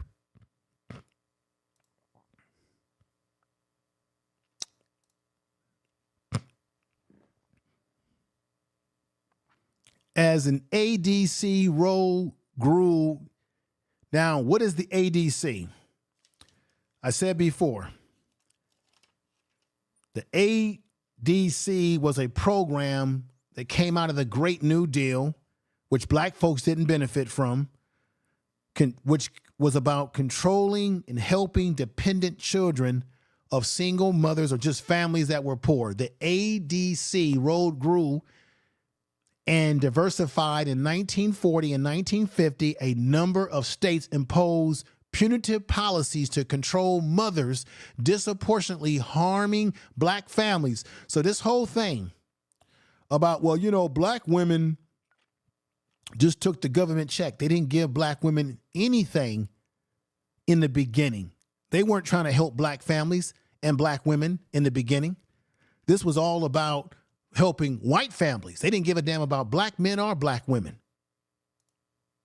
Let's go back to this again.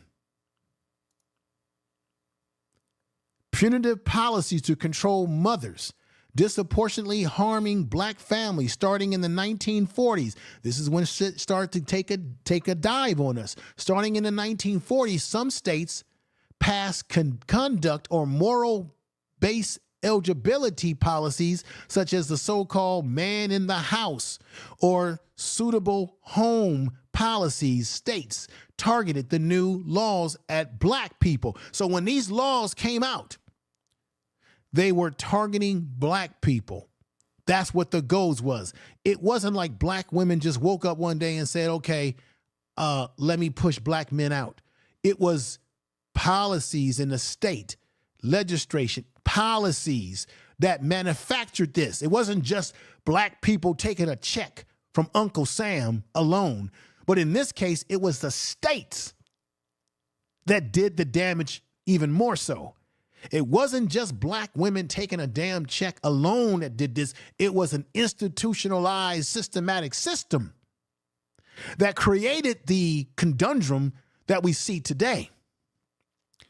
Policies such as the so-called man in the house, suitable home policy states that targeted the new laws at black and unmarried mothers and their children. For example, in the first 3 months after Louisiana barred children from receiving the ADC, meaning black children from receiving a program, and I'm putting that in the chat room here. What was that program? State control over aid to dependent children. The ADC program, created in 1935, enabled them to elude many black and brown people. ADA renamed AID.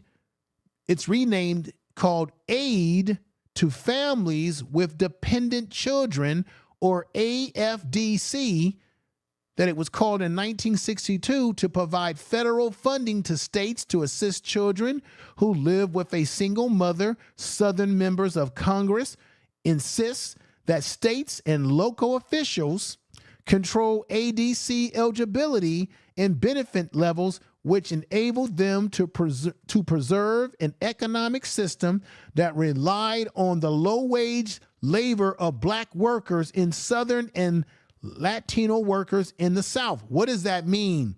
What I'm here to tell you is that they purposely created a system to make sure that black men would make low wages so that black men and black families could not afford to take care of their children. As I said before, young black men, educated or not, struggled to find employment. And even when they did find employment, they struggled to get the same amount of pay as their white counterpart. They systematically created a program that was designed to target and to help children that were dependents of single families with the goal of moving the man out by simply doing what? Making sure the man either A, couldn't find a job, B, if he did get a job, he wasn't making enough to take care of his family. By systematically destroying the family, you take the man out. This was not something that black women just woke up one day and came up with on their own and said, yeah, I'm going to devise a way to take the black man out of my family. Black women didn't create this problem. This problem was created by the states and looked the other way by the feds. And systematically, it was a systematic system to destroy the black family. But in not only just that, taking the black man out of the family, they also, in some cases, didn't give black women any money to help them with their children because they did things to systematically keep them from being eligible for the damn programs. So this whole narrative that people have been pushing on the YouTube streets about the black man is out of the household because of the black woman and solely the black woman is bullshit. The black man was marginalized because it was a systematic system, a insidious system to make sure that we could not get employment. Starting in the 1940s, some states passed conduct moral-based eligibility policies such as so-called man in the house. If you got a man in the house, black woman, some cases black women were penalized and didn't get any damn money. The goal has always been to destroy the black family. So we're actually doing their handiwork when we're setting up here in the 21st century, pointing a finger at black women and solely pointing it at them as if they're the sole problem of this issue, as if they were always the problem when the problem was the local state government.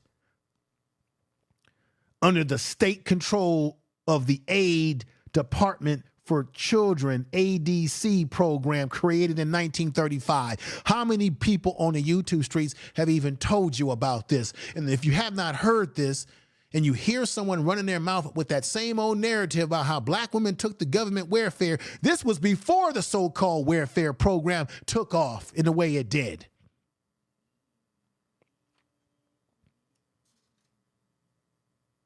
States targeted the new laws at blacks and unmarried mothers and their children. For example, in the first 3 months of Louisiana barred children from receiving ADC if their mothers were deemed unsuitable because of a sexual activity outside of marriage. 95% of the 6,000 children cut off were black. So let's say a black woman was not married, but she had a relationship with a black man who was a suitor, a black man who may not have lived at home with her, but she was in a relationship with that black man. Right? And then they find out that that black woman is having sexual relations or some relations with a man, whether she's married to that man or not, then the children get cut off of the aid. Ask yourself a logical question. If a woman's got children to feed, to clothe, and take care of, what the hell is she supposed to do if her aid is getting cut off? And she really doesn't have any man who's bringing in the bacon and eggs or any type of funding because he himself can't get a damn good paying job. He himself is unemployed because the system is set up where we don't employ that black man. Now you create the systematic system to create hostility between black man and black woman. Tell the truth.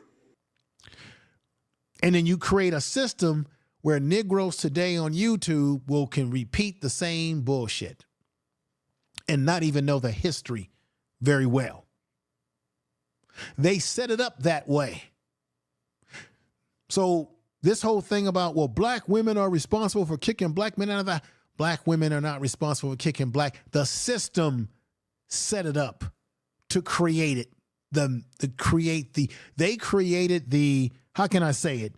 The system put it all in, put the ingredients in the pot of soup, and they stirred it up and let it wash to see what the soup would turn into.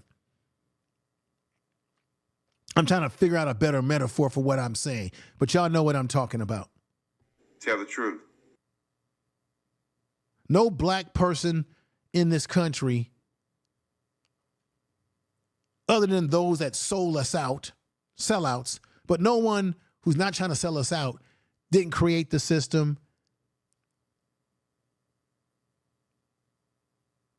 And then I'm going to say it again, the black men who either were not in the household or abandoned their kids or their responsibilities or just wasn't around, or there were some that were around but they weren't in the household only when the social services came around so that the woman wouldn't lose the benefits, because these are the things that were going on.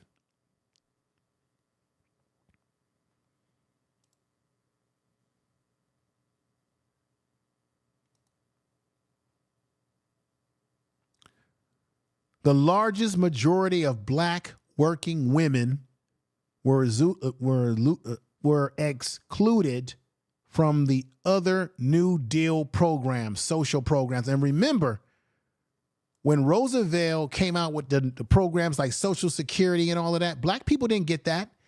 The welfare programs in this country were created for white families after the Great Depression. Black people didn't even get that, didn't even apply for it because we couldn't. Keep that in mind. The New Deal social programs like unemployment insurance and other. So if a black man is unemployed or he got fired from his job, he couldn't get unemployment insurance. So how the hell would a black man be able to take care of his family, even after losing a job and trying to find work? Social programs like unemployment insurance and old age insurance, none known as Social Security, because they were either domestic or agricultural workers, and many fell deeper into poverty during the Great Depression. Similarly, the new ADC program, which is basically the Aid to Families Department of Children, it was renamed the Aid to Families with Dependent Children, because they were either domestic or agricultural workers, and many fell deep into poverty during the Great Depression. Similar, the new ADC program did little for black families as they made up a small share of the ADC caseload, especially in the South, and many southern states denied black families access to ADC because they did not want to interfere with local labor conditions. What's that local labor conditions? Keeping black people in low wage jobs, keeping black people as sharecroppers, keeping black people in jobs where you're picking cotton, you're working in agricultural jobs. White families were able to get that program, but some black families were not able to get that program. So this whole notion that somehow black men got pushed out of the black family because black women took a check from the government or from a state government is not all true. Some black women got money, some black women didn't get money. Some black men couldn't even get unemployment insurance. Some black men couldn't get job opportunity because they weren't hot. We're talking about in the Jim Crow era. This is what led to what happened in the 1960s and the 1970s, where marriage started to slide down. Marriages were sliding down as economics were getting worse. And then, of course, we have the drugs, the psychedelic drugs came into play. A whole generation of black men and fathers that went to war never came back. And if they did come back, they came back messed up in the head with the drugs. Then you see what happens to a black community. You look at a city like Detroit, where there was a time when a black man could get a job at a factory working in a car plant, and he could buy a house, buy a car, and send his kid to school. And when those factories start to close and the jobs start to shrivel up, what happened in Detroit? Now you have high crime, you have the drugs that come into place, and guess what? the system, the governments, the state government, they were all involved in destroying that.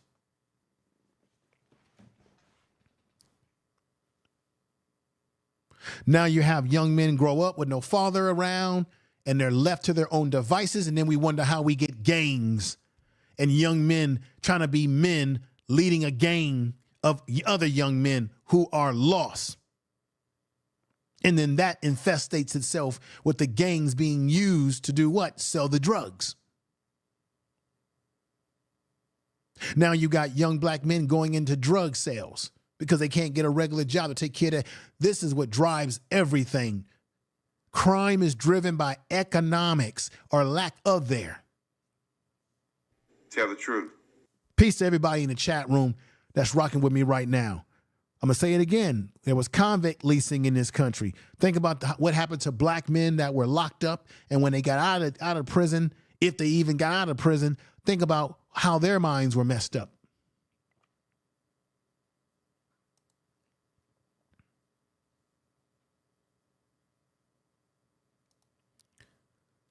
State control over the aid to dependent children, ADC programs created in 1935, and I read that to you before, enabled them to exclude many black and brown people, renaming the aid to families and dependent children, or the FDC, in 1962. Southern members of the Congress insisted that states and local offices control ADC eligibility and benefit levels, which enabled them to preserve an economic system that relies on low wages labor of black workers in Southern states. That's exactly what they wanted, to keep us out of what? Out of generational wealth. And this man says to you right here, he talks about generational wealth, I think. Let me see this. Conservative-minded, but more black people voted conservatively. And then H.E.W., Lyndon Johnson, and then you go down that road, and now we are where we are. No, we are where we are because everybody in the system, everybody, Democrats and Republicans, all played a role systematically. Who do you think were the people involved in the Republican Party that were doing this to us? They were the ones that were in the Democratic Party, the Dixiecrats that ran over to the Republican Party. They're one of the same, Byron. They're one of the same. All of it. Not just one person, not just, oh, it's just no, it's both these evil parties. What's happened in America the last 10 years, and I say it because it's my contemporaries as well as his contemporaries, you're starting to see more black people be married. Black people be married. Homes, raising kids. It's when you home with your wife raising your kids, and then you look at the world, you're saying, now, wait a minute, time out. This does not look right. How can I get something to my kids? It goes back to the conversation of generational wealth. Not just having a job. Okay, you talk about a generational wealth. Having generational wealth, not just a job. Black people were not able to have, but half the time, black people were not even allowed to have a damn job. And if they were in a job, they could be fired quickly, let go. So generational wealth was never to be created from a job, not even before you get to the job. They weren't creating generational wealth if they were already in shackle slavery. And then you had the Jim Crow, you had the Black Code laws, and all the other institutionalized racism that went on, which took away black generational wealth, sir.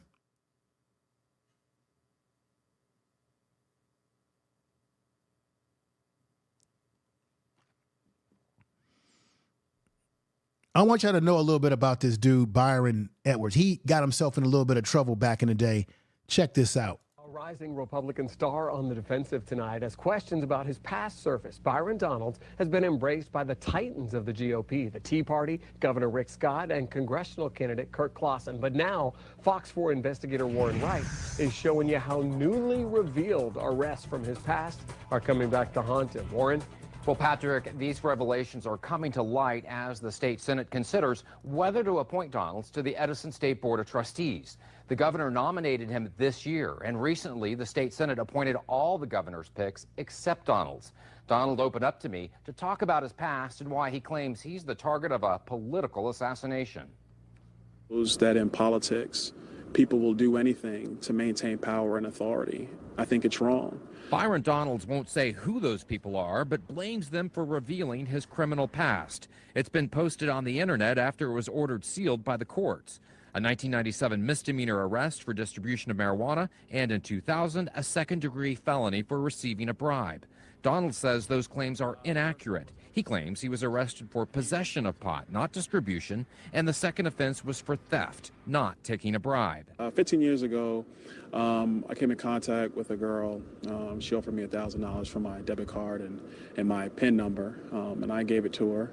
I never got the $1,000, but I had to make restitution to the bank in excess of $7,000. Donalds burst onto the political scene as a Tea Party star running for Congress in 2012.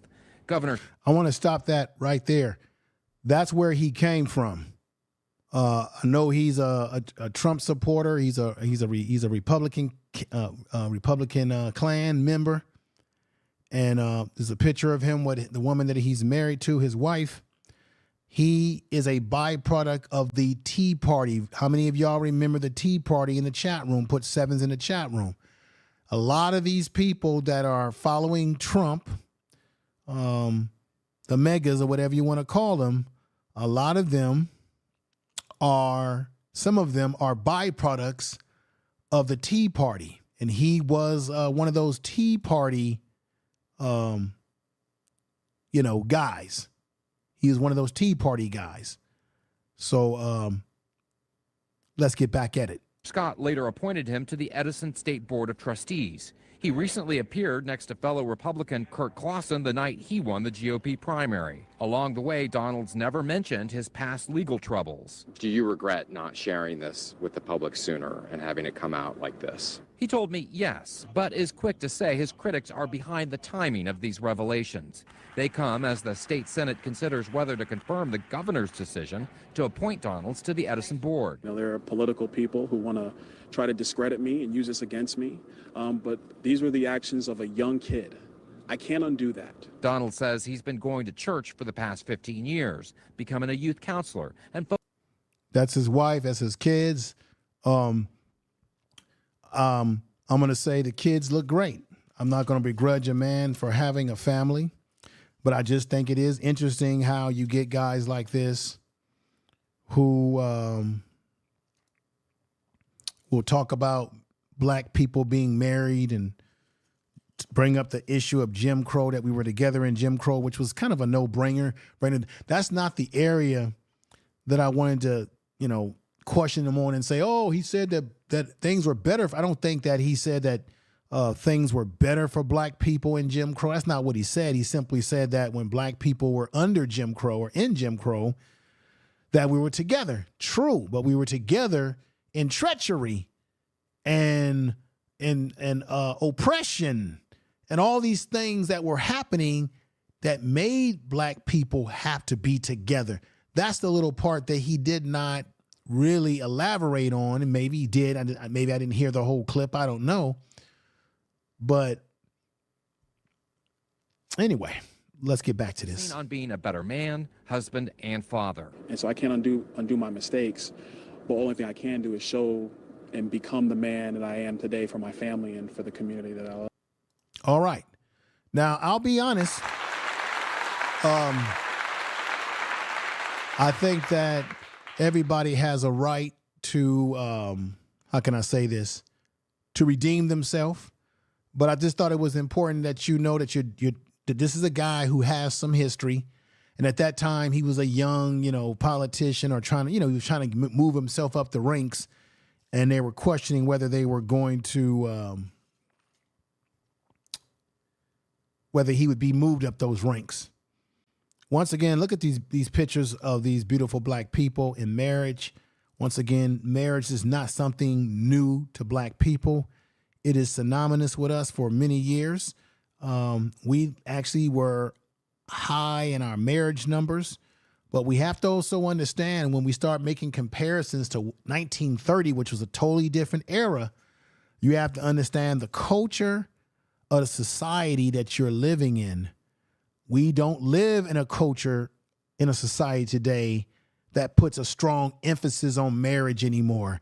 We live in a society today where people are saying, I want to be whatever I want to be, do whatever I want to do. The hell with tradition. That's what's going on today. So it's not a good comparison.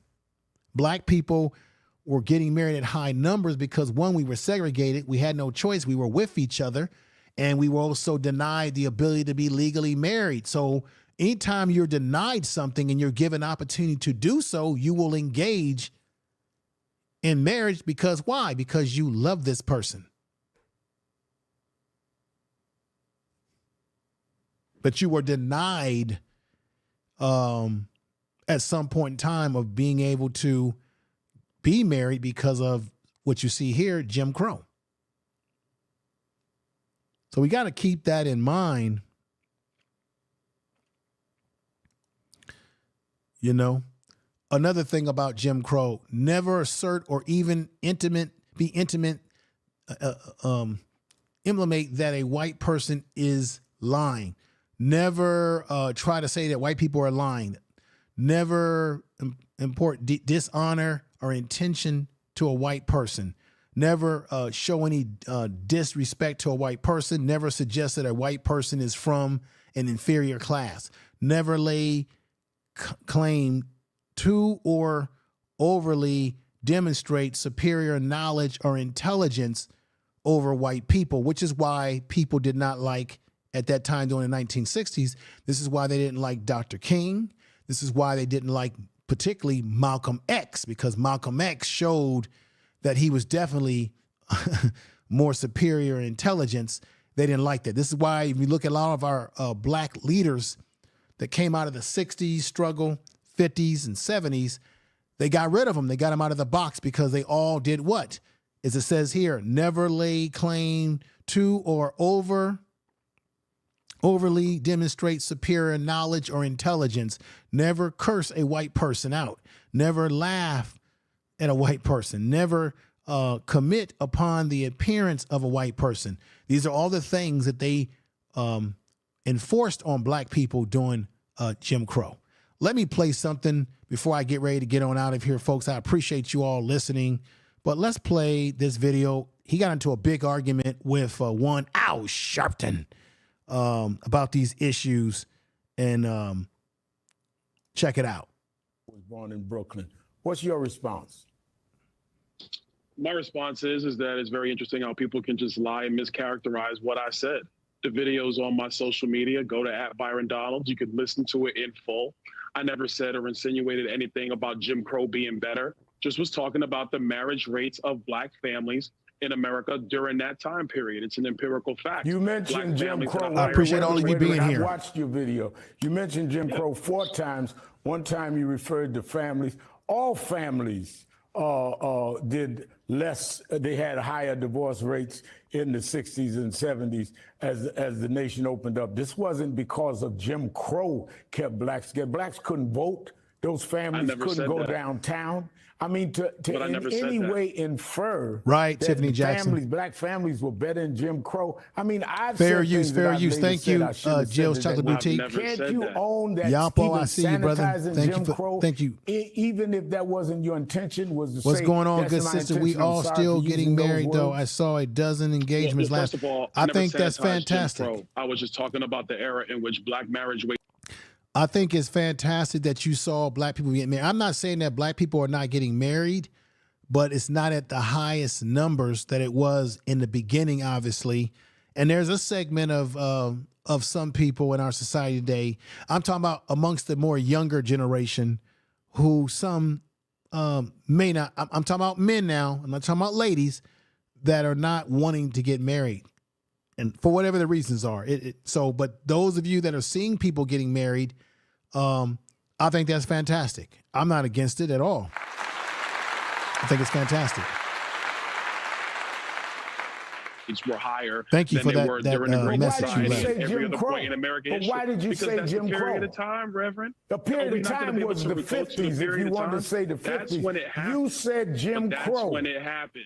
Jim Because that was Crow- the era in which marriage rates were higher. Jim Look, you had Crow Joe Biden was a couple a years law- ago talking about Jim Crow Congressman, 2.0, Congressman. talking about Georgia's law, and he lied. He lied then. So are we not allowed to talk about that era, or only are we allowed to talk about it when we Yes, do want and to if we're recall gonna all the talk history of about Jim the Crow era- and all the tragedies that occurred during Jim If Crow? we're going we got to to choose which talk one we're going to about do. the era, Congressman, and you name a race-based law, then you cannot take race out of the fact Jim Crow was a law against black people. You weren't just talking Oh, I about know. the era of I'm well Dwight aware. Eisenhower and Harry Truman. You named Jim Crow. There's only one way you could deal with Jim Crow, and that's by race. I mean, look, look, you and I had mutual friends. People say you're a straight shooter.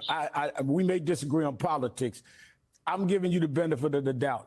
But look, you were born in Brooklyn. You went down into the South, went to Florida State. You have an interracial marriage. You're the congressman of a district that's not a black district. I mean, how can you even live with yourself acting like Jim Crow was a good era or better era for blacks? What happened to you? Okay, that's real cute. That's real Yeah, cute. I'm I did not not being say cute. that, I'm and I'm not going asking to sit you a here and straight up insinuate question. that against you, because right now you're lying about what I said. I did say Jim Crow. I did reference it 3 times. That's not to say that it was better. I never said that. Those words never came out of my mouth. When are you going to get that through your skull and everybody else's skull? I never said that. And the difference between me and a lot of other Republicans, I'm not going to sit here. You said it was better for us I'm not going to let you lie under on Jim me. Crow to You bring are families lying. together. Did you say Everybody that? is lying. No, Okay, no, no, no, everybody's no. lying. The Biden campaign was Okay. lying. All right. Go look at my words. Well, go look at my all words. right. People can Did look I at say your Jim words. Crow was better? You No, I said- didn't. All right, let me just, I'm gonna be honest.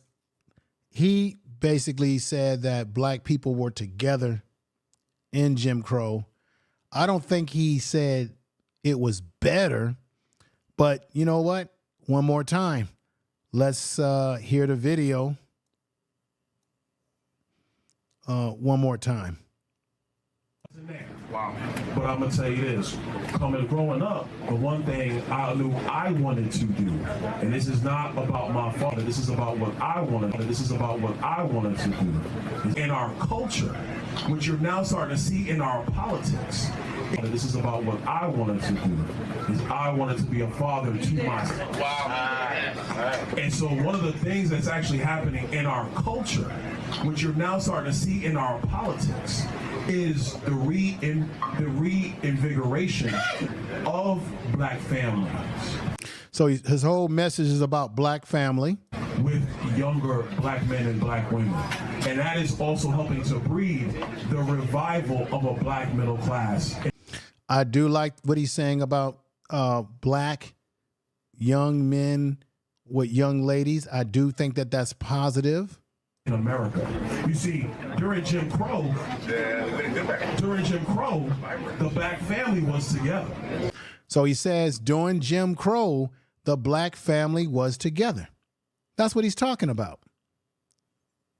That's exactly what he's talking about here. So I don't see. During Jim Crow, more black people were not just conservative, because black people always a big. So during Jim Crow, more black people were conservative, not just politically, but by culture, and more black people voted conservatively when they voted. But I also showed today that a lot of black people weren't allowed to vote. So not like the way he's making it sound. I went over the record about this. A lot of black people were not even allowed. They did everything they could to keep black people from voting, whether you were going to vote conservatively or not. But that's what he said, that black people were together during Jim Crow, and we voted conservatively when we voted, but they didn't even want us to vote. Not many times they were stopping black people from voting. That's the little part that I have to say, hey, he's not too correct on. But about black people being together, that's what he said. I don't think he said that black people, you didn't hear it, I didn't hear it. I don't think he's saying that black people were living better in Jim Crow. He simply said that black people were together, meaning black people were it was a father, a wife, or a father, a man, child. Black people were getting married, or if not, they were at least together as a family unit. I think that's where he's getting at, but I just think that he didn't explain it. I think if he would have flushed it out a little bit more with context, maybe, just maybe, he wouldn't have gotten this criticism in the way he did. Conservative-minded, but more black people voted conservatively. And then HEW. I think what happened is that the Democratic Party and those surrogates for the Democrats, like the Al Sharptons, the Joy Reids, I don't think they like the fact that he talked about the Democrats, or he talked about LGJB or whatever, Lyndon Johnson. I don't think they like that, what he said there. But to me, like I said, both these political parties are the same. They just screw you differently. One screws you with Vaseline and says, do you love it? One screws you without Vaseline and says, you know what? Do you want me to do it again?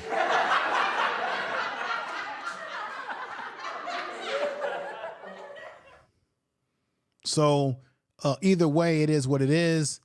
Folks, I've got to get ready to get on out of here. My time is up. I'm a little bit behind schedule. I really wanted to look at some of your comments in the comment section. Let me see. Yalpo says, black people, we together in the belly of slave ships. What's his point? Right. Black people have been together. Right. Good point. Black people have been together since the belly of the slave ship. And black people were together when we got over here because we were segregated. I broke that down too, Yapo. You heard me. We had no choice but to be together. I went over the Jim Crow laws. They kept us from being able to spread our wings a little bit more. So it is what it is. Thank you, Tiffany Jackson. Thank you. Thank you, Jill's Chocolate Boutique.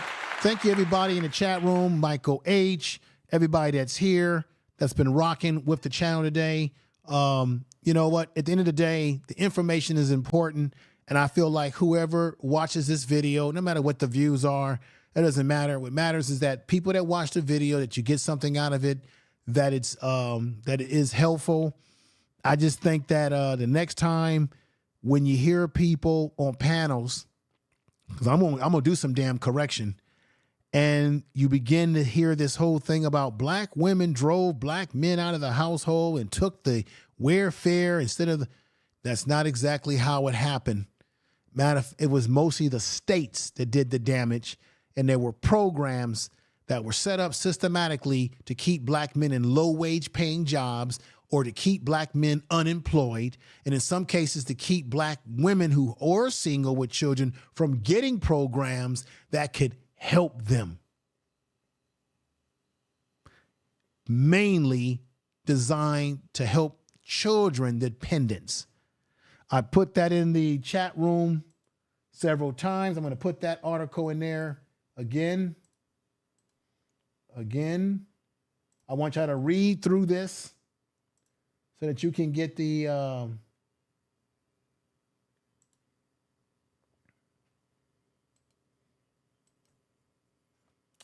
let me hang on for 1 minute. There we go. It's in there. I put that in there. That's the article that talks about that. It's pretty deep stuff, folks. So check that out. Read that. You know, I wish that when we get on YouTube and we have panel discussions in which we start pointing fingers at our own people, I wish that we would take the time to do more research, study, and reading and understanding what happened in history and how that past history has impacted us.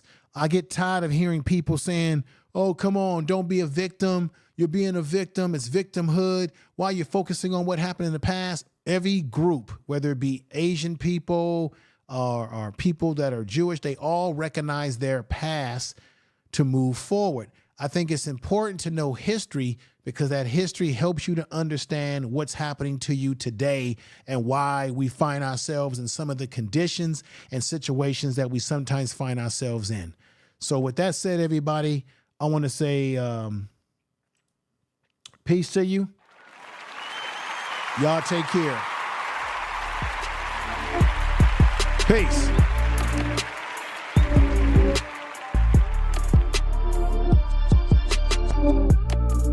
Peace.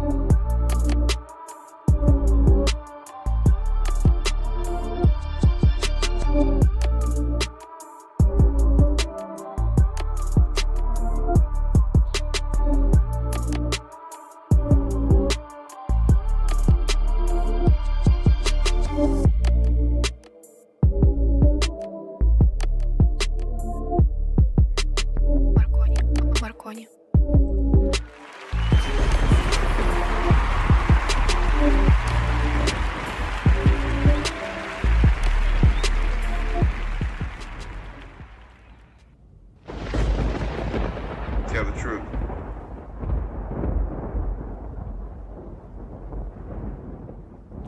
Everybody take care. Peace. Thank you.